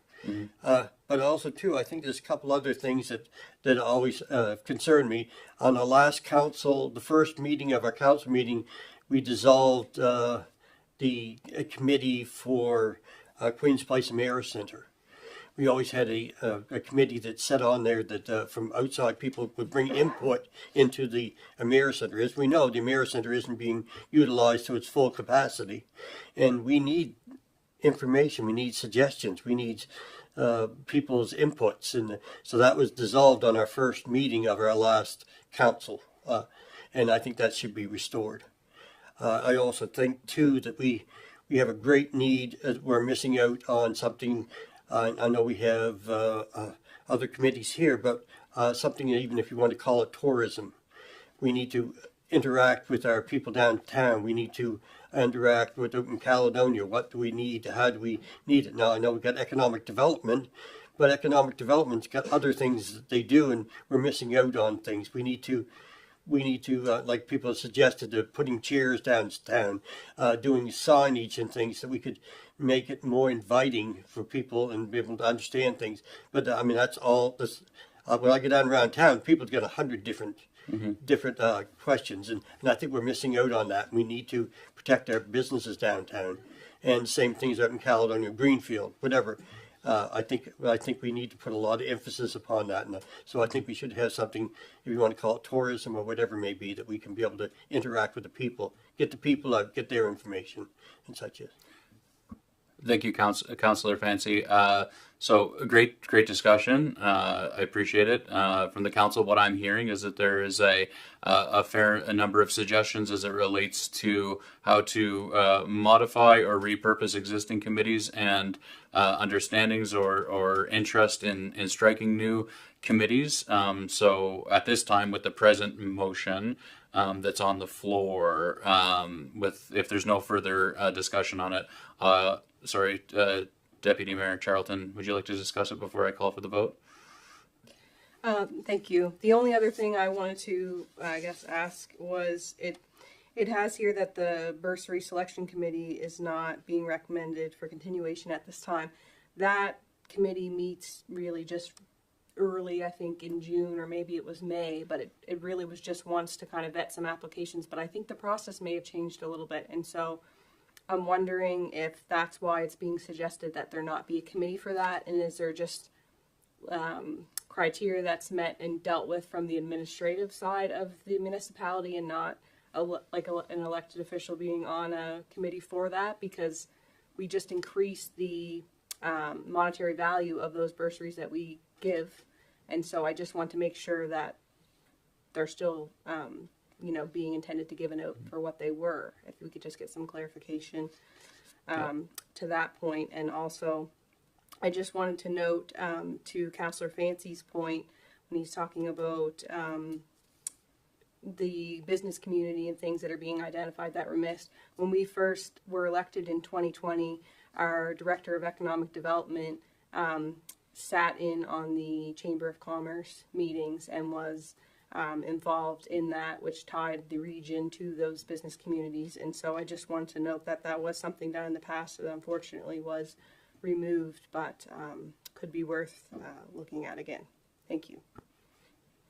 I'll direct the first question to CAO Jodry. So in all cases, and it's kind of small at the end, but in all cases, my recommendations are based on council doing what it absolutely has to do in the short term, so that you can get together and do your strategic planning. So, for example, in a lot of the conversation I'm hearing, my concern is we're going to develop committees and we're not clear about what their mandates will be and whether those are in fact council priorities. Mm-hmm. And so we might end up staffing, populating committees, getting them ready to do a bunch of work, and then sort of that not go anywhere. And I don't think that's necessarily a good strategy, just my advice. Mm-hmm. And so my recommendations to council are rooted in do the things we must do, then do strategic planning, and then build committees after that support those objectives. Thank you, CEO Jodry. Yeah, some my sense is that that I'll ask for the question on the current motion, and I've seen that the staff have taken notes with respect to the fulsome conversation that we've had today. We will, in pretty quick order, have to put our names forward and determine appointments for the existing committees so that they don't sit vacant for too long, because they do important work within our community. But with respect to the motion that was on the floor, I will ask the council to vote on it. All of those in favor of directing staff to provide updated policies in terms of references outlined in this report, please say aye. Okay. And all of those against? Nay. Okay. Motion is defeated. Thank you.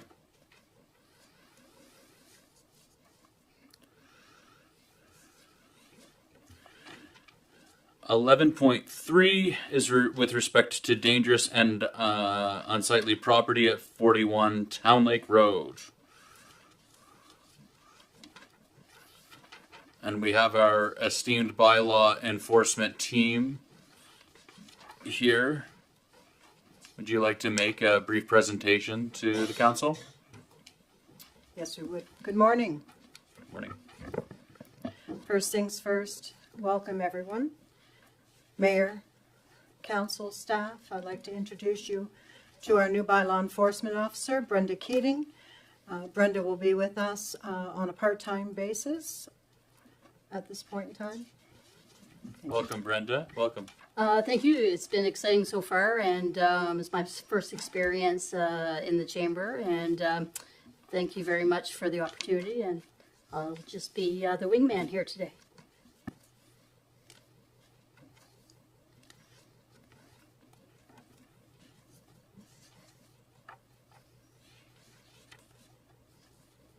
Dangerous or unsightly premises. My apologies. Dangerous or unsightly premises, 41 Town Lake Road, Liverpool, Queens County, Nova Scotia. The dwelling on this property located at 41 in Town Lake Road is deemed to be dangerous and or unsightly as defined under the Municipal Government Act, Province of Nova Scotia. It's a possible threat to public safety. The structure consists of a wood-framed, asphalt shingled roof and wood siding. It bears 1.5 stories. The dwelling has a stone and concrete block foundation. The possible threat is that of a dwelling that was extensively damaged by fire in April of this year. The interior of the dwelling was totally burnt. Windows were blown out, and extensive water damage occurred while extinguishing the fire. There are holes in the roof, soffits and fascia boards are missing, and there's apparent signs of wildlife and rodent activity. The wood frame structure is deemed to be beyond repair. The property was secured with windows and doors boarded up shortly after the fire. A full demolition of the dwelling and one outbuilding is recommended. This offending property has been on the bylaw enforcement roster since May of this year. Municipal services have been totally disconnected along with power to the dwelling. The property is now vacant. The lone property owner, along with family, has no vested interest in this property at this time. There's no representation in council here today. Full demolition and cleanup of the property is recommended with a minimum of 30 days.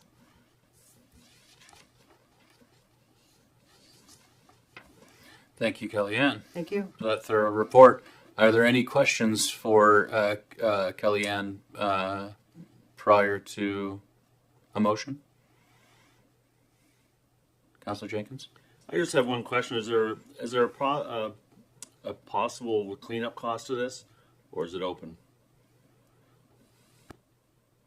I can guarantee you that there will be no action or compliance on behalf of the property owner. Thus, we will act on behalf of the region to conduct the demolition, the full cleanup, and leveling of the property. Then the invoice paid to the awarded tender and then a possible lien on the property. So this process is tendered out, it's not done by the region staff? Like the demolition is not done by the region staff? No, it's not. We tender out the process with a minimum of 3 contractors. Any further questions? Gonna see. Yeah, of course. Just to Councillor Jenkins' question, I just want to clarify. Sometimes we get quotes for things and sometimes we tender. Those being 2 different procurement processes. I just want to clarify. Sometimes it's quotes, sometimes it's tenders. It depends on what we estimate the amount to be. I just wanted to clarify that. Any further discussion or questions? I'll ask, I'm going to look for a motion from council to receive the report. Councillor Jenkins, a second. Councillor Fancy seconds that the council of the Region of Queens Municipality received the report titled Dangerous or Unsightly, 41 Town Lake Road, Liverpool, for information. Councillor Deputy Mayor Charlton? Okay, pardon me. Any discussion or debate? All those in favor say aye. Motion carried. And so the next recommendation, as provided and presented by staff today. Point of order. Yes, Can we have a little break? after this motion. After. I'm looking for a motion as per the staff recommendation. Moved by Councillor Jenkins. Do you want to motion it? Do you want to move? I move that the council accept the No, recommendation number 2 Number two, yeah. for the declares the property located at 41 Town Lake Road in Liverpool and identified as PID 700700792 as dangerous and unsightly. Keep going. Just keep on going. And that an order be served upon the owner of the property requiring that within 30 days of the date of service of the order, the following work to be carried out. Demolition of the dwelling and 1 outbuilding. 2, construction and demolition materials transported to the region of Queens landfill facility. 3, leveling of the property. And 4, cleanup of miscellaneous items strewn about the property. And that if the owner fails to comply with the order, the administrator may cause the requirement of the order to be carried out, and all expenses incurred by the Region of Queens Municipality become the responsibility of the property owner. Thank you very much, Councillor Jenkins. Is there a second to the motion? Seconded by Councillor Amero. Any discussion or debate on the matter? Any discussion or debate? Hearing none, I'll ask the question. All those in favor, say aye. Motion carried. Thank you very much. Thank you. At this time, based on the excellent suggestion of Councillor Wenzel, we are going to have a brief recess and we'll reconvene the meeting at 10:47. Thank you.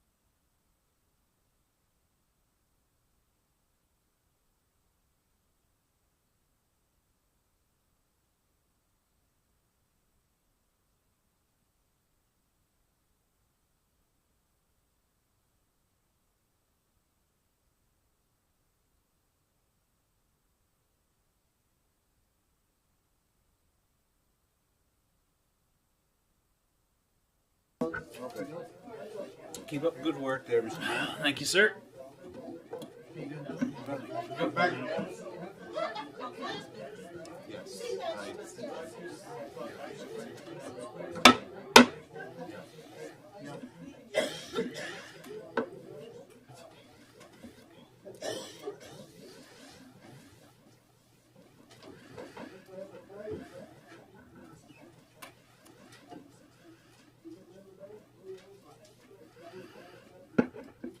Thank you. I'd like to call the meeting back to order, reconvening council meeting following our brief recess. The next order of business is, under new business, is a 11.4, a road naming of Larry Selden Drive. And Mike, did you want to speak to that, provide a report on that? Yeah, sure. Just a little bit of background that staff has received a request to name a new private road that's located off of Shore Road in Western Head as Larry Selden Drive. Larry Selden Drive is the first name choice of the applicant, which is acceptable to the Land Use Department, as there's no similar or same road name that exists within Queens County. So the owner of the private road is actually the applicant in this file, and a copy of the application or the petition is attached as Appendix B to the staff report, and the petition is in line with the naming and street naming of roads policy of the region. So yes, the application is in order. Thank you. Any questions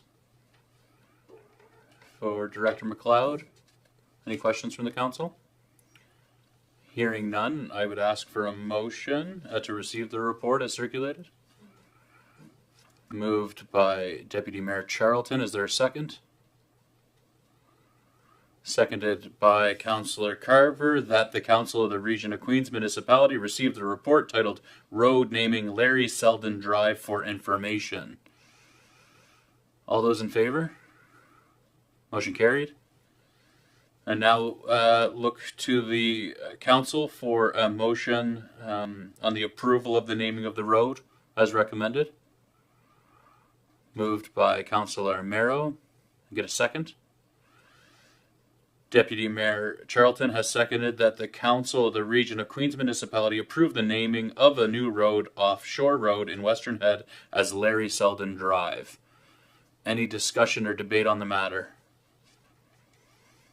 All those in favor? Motion carried. And I believe Director McLeod, you're up again. Yes, as well, a little bit of background. Staff have received an application or a petition for the naming of a new private road off of Shore Road and Pierce Point Road in Western Head as Surf Road. Surf Road is the first name choice of the applicant, which is acceptable to the municipality, as no similar or same road name exists within Queens County.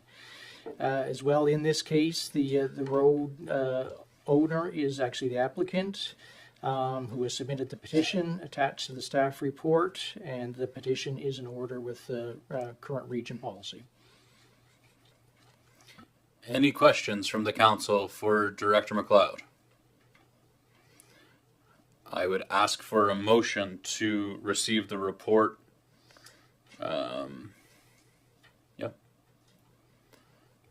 Moved by Deputy Mayor Charlton. Is there a second? Seconded by Councillor Jenkins. Any discussion on the matter? Hearing none. All those in favor? Motion carried. And then the second recommendation from staff, substantive recommendation about the naming of the new road. Can I get a motion?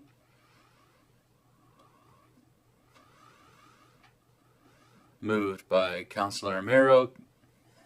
Does a member of council second the motion? Seconded by Councillor Roy. Any debate or discussion on the matter? Hearing none. All those in favor? Motion carried. Thanks, Mike.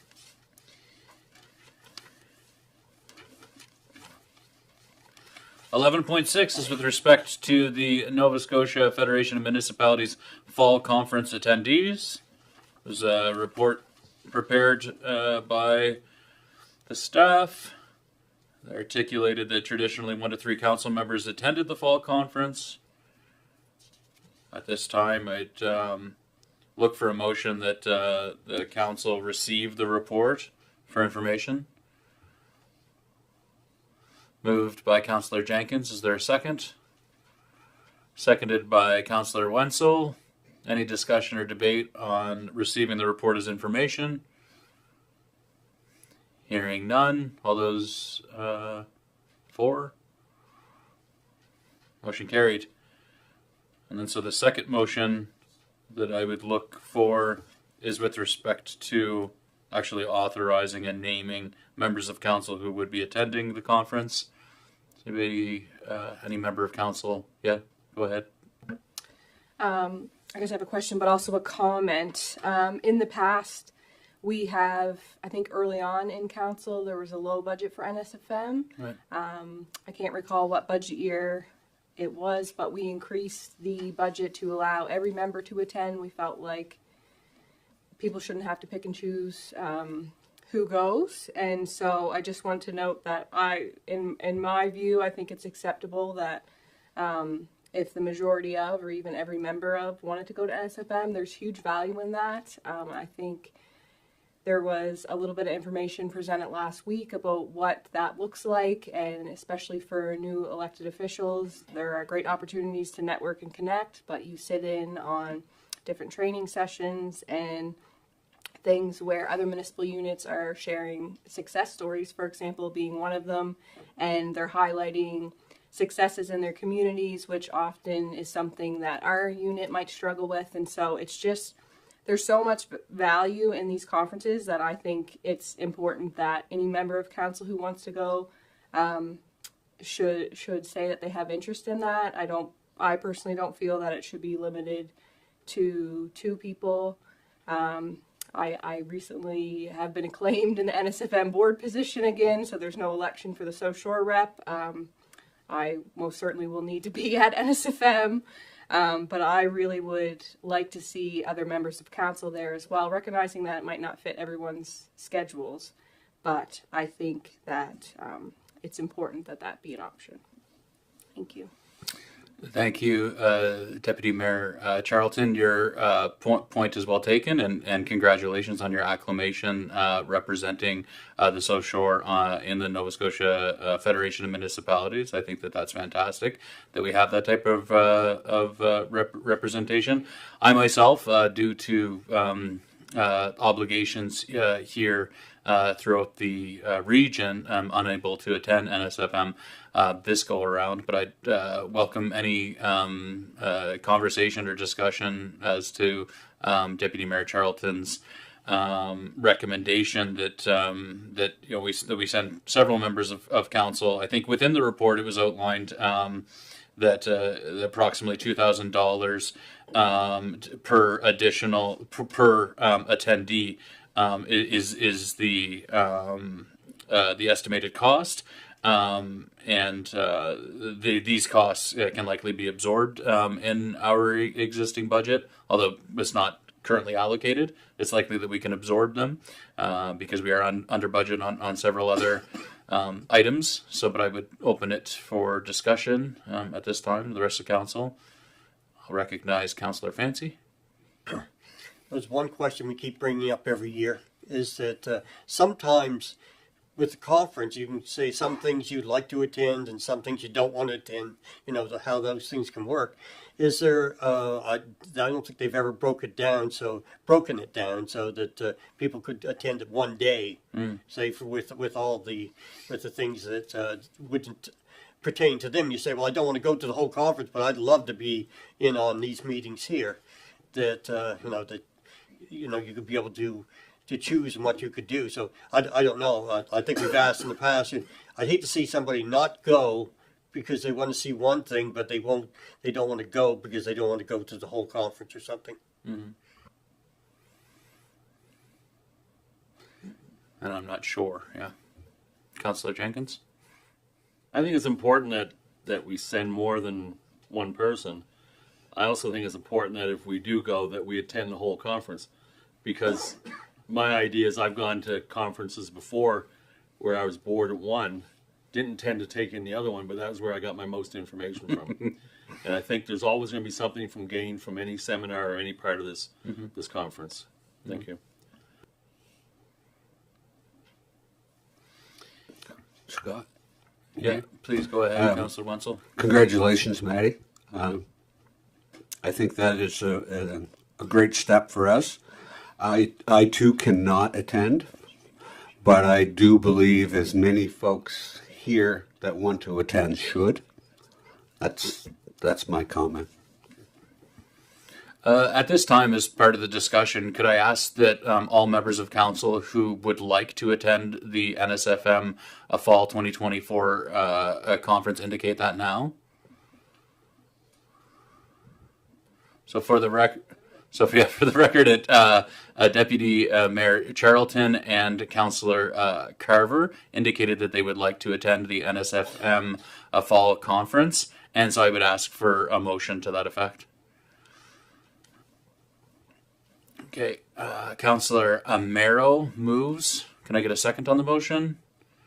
Seconded by Councillor Jenkins, that the Council of the Region of Queens Municipality authorize Deputy Mayor Charlton and Councillor Carver to attend the 2024 NSFM Fall Conference and cover all appropriate and relevant expenses. Discussion and debate on the matter before the Council.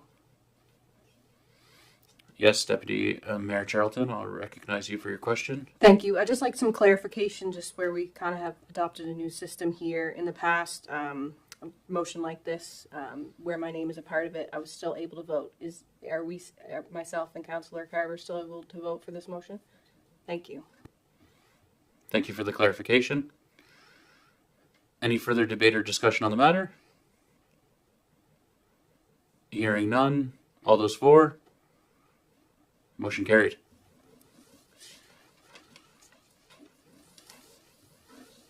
The final piece of new business is 10.7 with respect to computer equipment for members of council.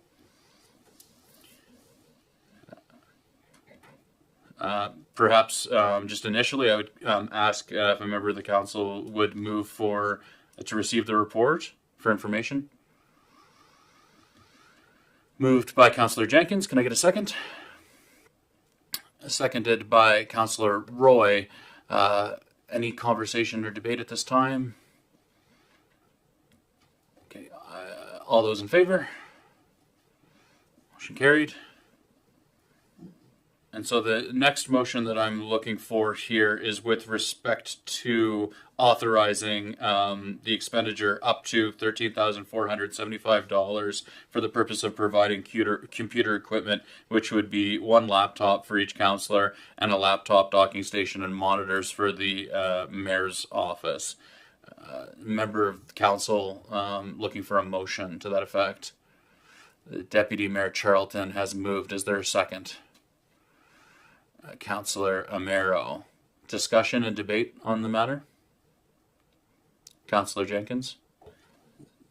During the purchase of this, I was just wondering if there's going to be a component will we have access to a printer here at the region if we wanted to print out, say, several copies of something? I'll direct that question to CAO Jodry. Yes, we could make that work. The only thing I would advise council is if for the Code of Conduct and for the Municipal Elections Act, there are some things that you wouldn't be allowed to print and you'd have to make those judgment calls. But yes, we could facilitate that ability. And I think that it's in the performance of your duty as a councillor, those materials that would be required in the performance of that duty, as opposed to printing for otherwise personal use. My main concern was just being able to print out something that related to District 6 that I would want to have a paper copy of. Thank you. Any further discussion or debate on the matter? Deputy Mayor Charlton. I welcome this change. It's been difficult around the council table from a tech perspective, at least for me. we have talked about getting rid of printed agendas in the past, and I didn't support that because we didn't have the tech to support removing that. So I think that this is a step in the right direction. As someone who's been trying to pull up information before from my council phone, it's very hard to access that information. And I think if we have laptops, it will better prepare us. And we're in my mind, I feel like if we're amending motions and things like that, we could utilize our TV screens to have those motions up where everyone would actually be able to read them, see them. And if there's information needed from our CAO, it could be easily flipped, to our laptops here, all in the same meeting. So I very much support this. Thank you. Thank you, Deputy Mayor Charlton. Is there any member of council who would like to debate in opposition to the motion? Is there anybody who would like to provide further comments on the motion? I would say that I think it's very important from a cybersecurity perspective, from a greening perspective, as well as a cybersecurity perspective, and also protecting the privacy of individual councillors and not exposing them to undue risk in conducting business on their own personal devices as part of the business case for this expenditure. And I also am very supportive of it. Any further discussion or debate on the matter? Okay. All those for the motion? Motion carried. Thank you. That's it for new business. In crafting a new approach to our agenda, CAO Jodry and I thought it would be a nice idea to include a mayor's report in each of the council meetings, and I would like to do that as your mayor and leader of the council, and intend to in future meetings provide a written report so it can be it can be undertaken similar to the way that we do typical correspondence, and then perhaps I would just provide a brief verbal summary of what's contained in the written report in haste and with competing priorities. I didn't prepare a written version of the mayor's report to be included as part of the meeting package today, but I just want to take this opportunity to thank all of you, my fellow members of my council, and to the staff. A huge amount of gratitude for my initial experience in taking on this position, and I would highlight some really key activities to be celebrated and underscored associated with our first week or two in office, and the swearing in ceremony of this the 8th council, which took place in these chambers on October 30th, and then our entire team on the council attended 2 days of orientation in Halifax on November 4th and 5th, and I would thank the Department of Municipal Affairs as well as the Nova Scotia Federation of Municipalities for putting on a really, really meaningful and valuable training exercise for our council. It was honored to lay the wreath, part of the, on behalf of the Region of Queens Municipality at the Cenotaph, in memory of those who have made the ultimate sacrifice in service of our country, just yesterday on November 11th. And I know a number of our councillors also attended other Remembrance Day ceremonies and laid wreaths in the various places around the community to honor that sacrifice. And then lastly, just a lot of gratitude to the team here on council and to CAO Jodry for his availability and answering my many, many questions and supporting the process of preparing this initial meeting. We're going to find our way. And then also just the warm welcome that I've received from the staff within the administrative building. And I'm just really looking forward to, so thanks very much for the warm welcome, and I'm just looking forward to keeping the ball rolling and recognizing that there are considerable vacancies currently within our administration, and recognizing the challenge that presents for staff in having to pick up the slack where those vacancies exist. And so thanks for that. And I'll conclude my mayor's report there. I'm not sure if anybody has any questions for me at this time. Okay, so moving on to item 13, business from members of council. 13.1 is with respect to investigating an indoor pool. And I would look for a member of council to move either what is provided for within the agenda materials or a motion of your own to that effect. Is there a member of council? Councillor Wenzel has moved. Is there a second on the motion with respect to investigating an indoor pool?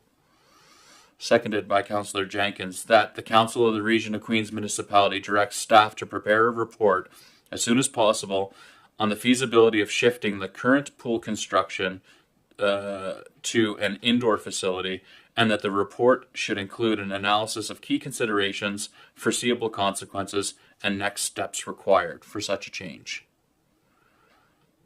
Is there debate or discussion before the council on this matter? Deputy Mayor Charlton? Okay, I'll recognize Councillor Wenzel. My apologies. Another thing I should say that I consistently heard on the doors during my campaign was the indoor pool situation versus the outdoor pool. And I will recognize that there were also opposition to a pool, period. So when we're voting on this and we're thinking about this, we need to think about our constituents and what we heard in each district to keep that in mind. And I will say from my experience and my constituents, they definitely prefer an indoor pool. And that's all I have to say. Thank you, Councillor Wenzel. Councillor Jenkins, you seconded the motion. Would you like to speak to it? Not at this time. Is there a member of council who would debate in opposition to the motion? Okay, hearing none, I'll recognize Deputy Mayor Charlton for a question. Thank you. Just more so about the language in the motion with regards to as soon as possible. Just curious about that because, as we all know, they've broken ground beside the facility there. And so I'm just wondering, I guess, maybe to our CAO, how soon we would expect a report to come back like that. Because if this was the will of this council to go this route, once they have more information, we would have to act very, very fast. So just wondering if there's any clarity around the language of that, or maybe it's not an issue at all, but I'd just like to ask. The mayor and I were actually talking. I meant to take out as soon as possible because as the mayor and I were discussing, all actions are as soon as possible in fairness. But to the question anyway,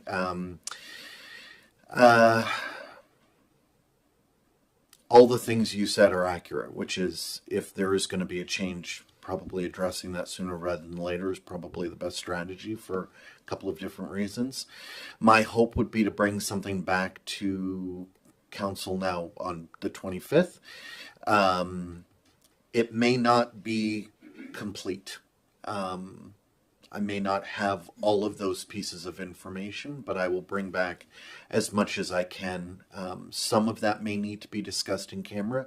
Some of it can be discussed openly, and until I have a chance to assemble, it's difficult to distinguish the difference, but I would hope to have something on the agenda on the 25th about this, which may have to be in camera. I'm just not sure yet. And the only matters that would be in camera would be due to the fact that they would be details contained in legal agreements or contracts. Yep. Legal considerations. Yep. Those kinds of things. Yep. Thank you. Yeah, so with respect to the language as soon as possible, I think it's just reflecting the fact that given the situation, there is a level of urgency with respect to this action. I'll recognize Councillor Fancy. Would you like to speak? As Councillor Winslow has said, it was a hot topic. I know every house asked me. I think they even most people didn't even realize that we were getting donations or monies from the government, because I don't think they followed up with our council meetings or anything else. So there was a lot of things like, you're going to spend this much money on a pool.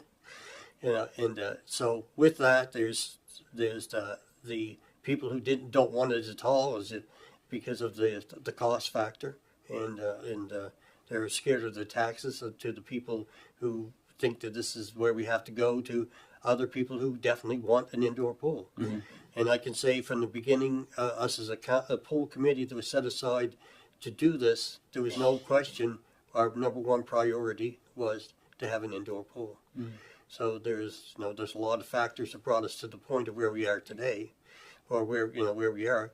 And I see from this report what we're going to do is we're not going to be stopping, because if any kind of stoppage would then I would assume from our, and I guess I don't like to use the word assume because we all know what that stands for, so I don't want to say assume, but to any kind of a stoppage could be contractional or issues and other things that would be, so that would be a concern. But that's all written in what your wording is, because the longer we go, the more chance that it could make some difference in different ways. Mm-hmm. So I guess that's all being in part of this consideration, because of I guess bringing forward everything we have to this point, how much monies we have, where we have looked at, and where we could go with, and how much it's going to cost us on the tax rate.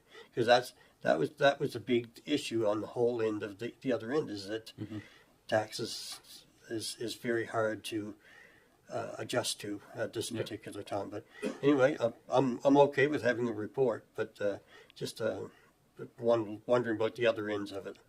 Yeah, thank you, Councillor Fancy. And I would clarify that, yes, so you're correct in that this isn't, this motion wouldn't in any way impact currently what's taking place with the preparation of the site at the Queen's Place. It also would not reverse course in terms of no pool at all. That's not what's on the table. It's very much providing the assembled council with all of the information required to understand what would be required and what the foreseeable impacts would be of entertaining and exploring the idea of shifting the construction project to an indoor pool at this stage. Yeah.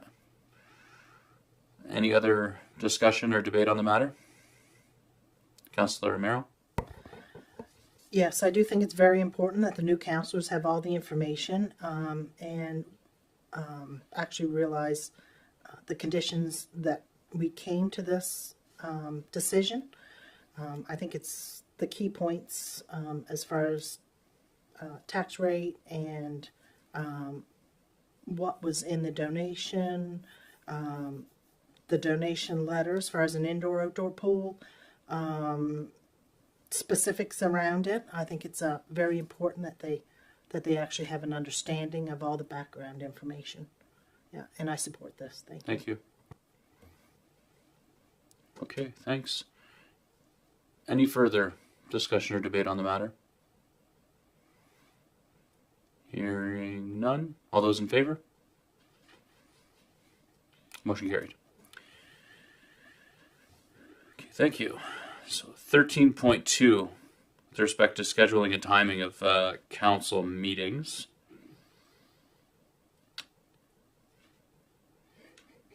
I'm not sure on this one, CAO Jodry, if we want to break this motion that's written down here into two, because there's a couple matters that we're talking about, and it's the scheduling of the regular council meetings, and also the handling of the mandatory off-site council meetings that are contained within Policy 23.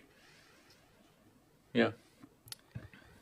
I'm just curious because the policy isn't attached. If it is, I do not have it as part of my package. But I'm just wondering, just maybe for clarity, if members of council could be printed off a copy of that, maybe we could go to 8.3 while we waited to get that information, just so everyone is certain of what we're looking at maybe changing. Yep. Thank you. Okay, so Deputy Mayor Charlton has asked that we move on to business item 13.3 to provide time for staff to provide the details of policy 23. That is the substance of 13.2. So at this time, I would ask for Councillor Amaro, if you want to provide some preemptive remarks with respect to item 13.3. Yes, I was just brought aware yesterday that there was a donation that was brought forward, and I'd just like to have more information on it from the CAO, please.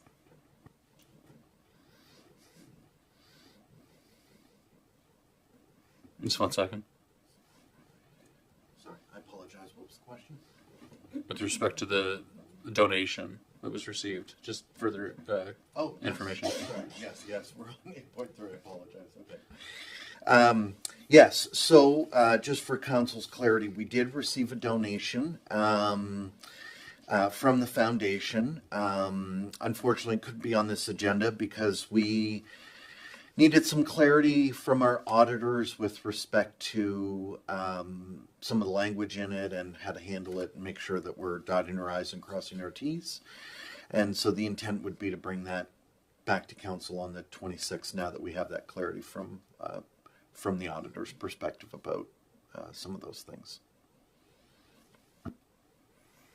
Does that satisfy your question, Councillor Amaro? Yes, it does. Thank you. 25th, yes. Right, the 25th.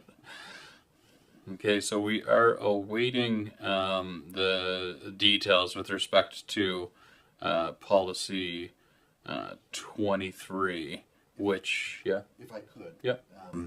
So just, Steve, can you pass those out? So policy 23, just as staff are passing that out.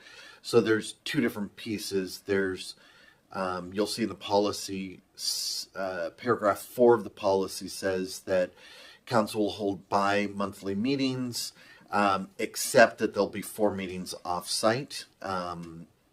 One in April, one in June, one in October, one in January, and sort of all the 4 corners. And then paragraph 3 of the policy talks about when those meetings will be, just to the deputy mayor's point.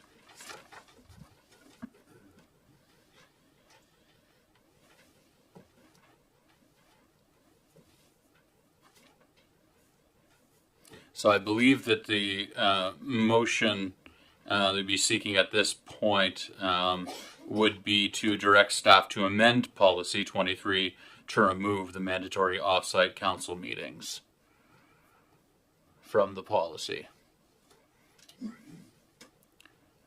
Could I get I'll allow some time for members of the council to review the policy. After which time I'll ask if there's a motion. Question. Yes, go ahead. So what are we asking to do? Get rid of paragraph 4 on policy details? You have to amend it. You'd have to amend it. Yeah. If you're not changing the date and time of the meetings, just those 4 site locations, I'd have to amend 4 instead of remove 4. And can I ask what you're looking for, Mr. CAO? Clarity about when and where you want to meet. Okay. I can give a little bit of context. We talked about this, I think, earlier in the year. And what's happening is the intent was to go out and connect with members of the community, and this was done in the council of 2016 to 2020, I do believe. But what happens is, and I'll give you an example, we went to Milton Hall for one of these meetings, and we were around a large table, and members around the table, elected officials and staff, couldn't hear other people on, like staff or counselors on the other side of the table. The public that were there couldn't hear us, and we had a hard time hearing them. And so the intent was to go out in the community and connect with people, but I don't think, as someone who was a part of several of these meetings, that was happening, because you'd go out for a council meeting. Most often you wouldn't have people really show up. If they did show up, they couldn't hear you, you couldn't hear them, you couldn't hear other people, like, and you're trying to debate, but you can't hear what maybe Councillor Miro is saying across the table, which obviously can be very problematic. So I think I too agree that these should come out. However, I think that we do need to go out into communities and connect with residents, but if in all areas, not just a few, but I think if we were at the North Queens Fire Hall, for example, in an evening from 6 to 8, and people could stop in when they wanted to, have a coffee, chat with people, meet with people, I think that's a way better way. That's a better way of connecting with residents and actually getting to talk to them, because at these council meetings, you may have a few minutes before or no one shows up, and it just, you're not connecting in the way that I think the intention was made. So I would like to see those be revised. Also, since we have gotten our new audio and our video, everyone can watch meetings, and we're live streaming them now. So people are watching this meeting right now from home in real time. And so I think when you go out in those communities for these meetings like we have in the past, we didn't have budgets built in for audio equipment and things like that. So not only could anyone who showed up had a hard time hearing you, you then took away this opportunity for everyone at home to either watch it live or the recorded version. So I just wanted to provide a little context with that, but I think we should make a plan. It doesn't have to be today, about how we're going to go out and connect with communities. I think also in advance of our budget deliberations would be helpful as well. Thank you. Thank you very much, Deputy Mayor Charlton. I agree that we need to look for opportunities for effective and appropriate ways to engage with residents of the region of Queens throughout the region.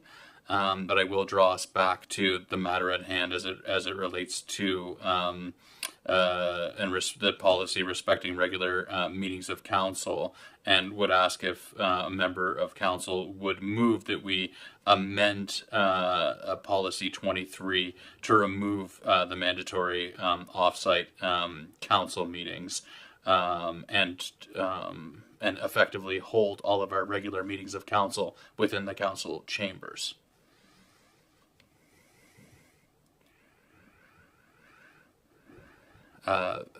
That's Councillor Amaro has moved the motion. Is there a second to the motion? Councillor Fancy has seconded the motion. Further debate or discussion on the topic? Councillor Fancy? Just a quick question. When we say we're going to remove those, we'll have them here. But those we moved over to 6 p.m. Would they go back to 9 a.m. in the morning, or because I don't think we've, because when we put them out there, if we remove them, then we go back to 9 a.m. Or what are we doing? I guess that's the question. If I may, so if we're only removing, if council only removes the requirement for off-site, you're not changing dates and times. You're only changing the mandatory requirement of having them off-site 4 times a year. That's right. If this motion stands the way I read it or the way I heard it, that's what you would be changing. Now, we would come back as staff with a report about here's a draft amended policy, which you would then vote on. At that point, it wouldn't be solidified until you do that. So we would still have the opportunity to alter the scheduling and the times. I think with respect to the present motion, it's just to amend the policy to remove the requirement that 4 of those meetings need to take place off-site and around the region. That's clear. Is there any further debate or discussion on the point?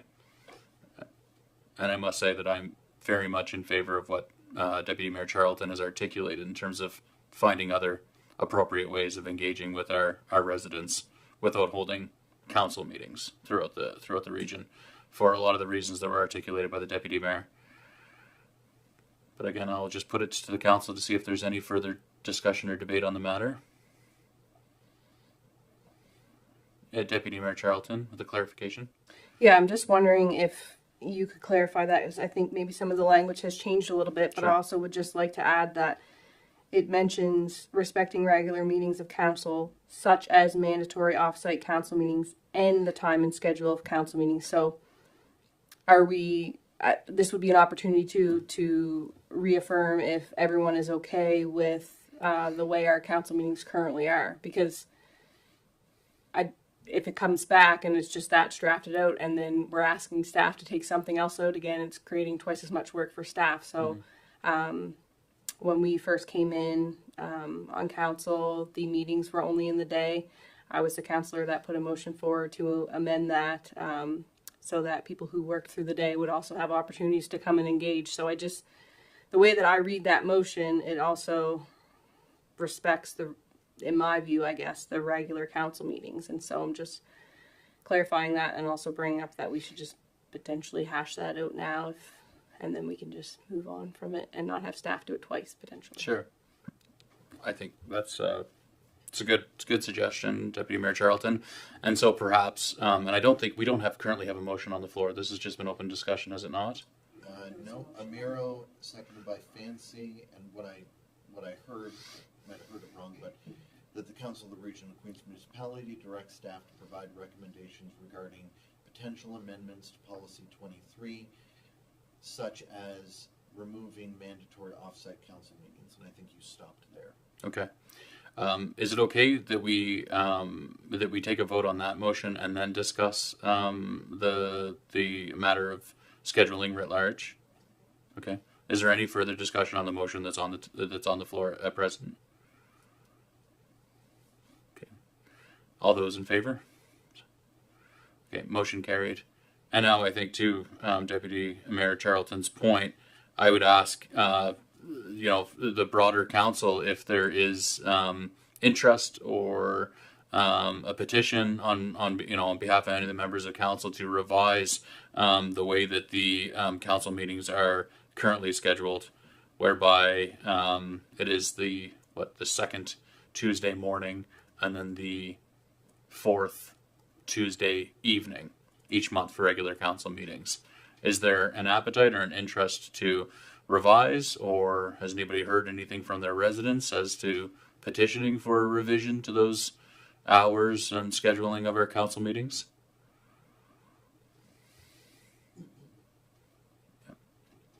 Councillor Merrill?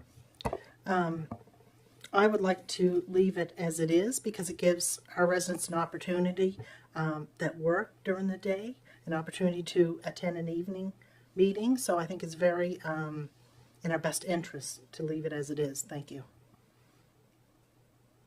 Any other members of council have a comment? Councillor Jenkins? I as well think it's good to keep the evening meetings just because where I live, it's somebody gets home from work and they want to come in and attend the meeting or present to the meeting. It still gives them time to do that instead of taking time off of work. Councillor Merrow and Jenkins have both articulated that they would like to retain the schedule of meetings. Is there anybody who feels otherwise at this time? We still would have the opportunity if we want to adjust these at a later date. Okay, and so is that clear in terms of the motion is not with respect to the scheduling of meetings, but it's just with respect to removal of the mandatory requirement for 4 off-site meetings per year? Okay, great. Super clear. Lovely.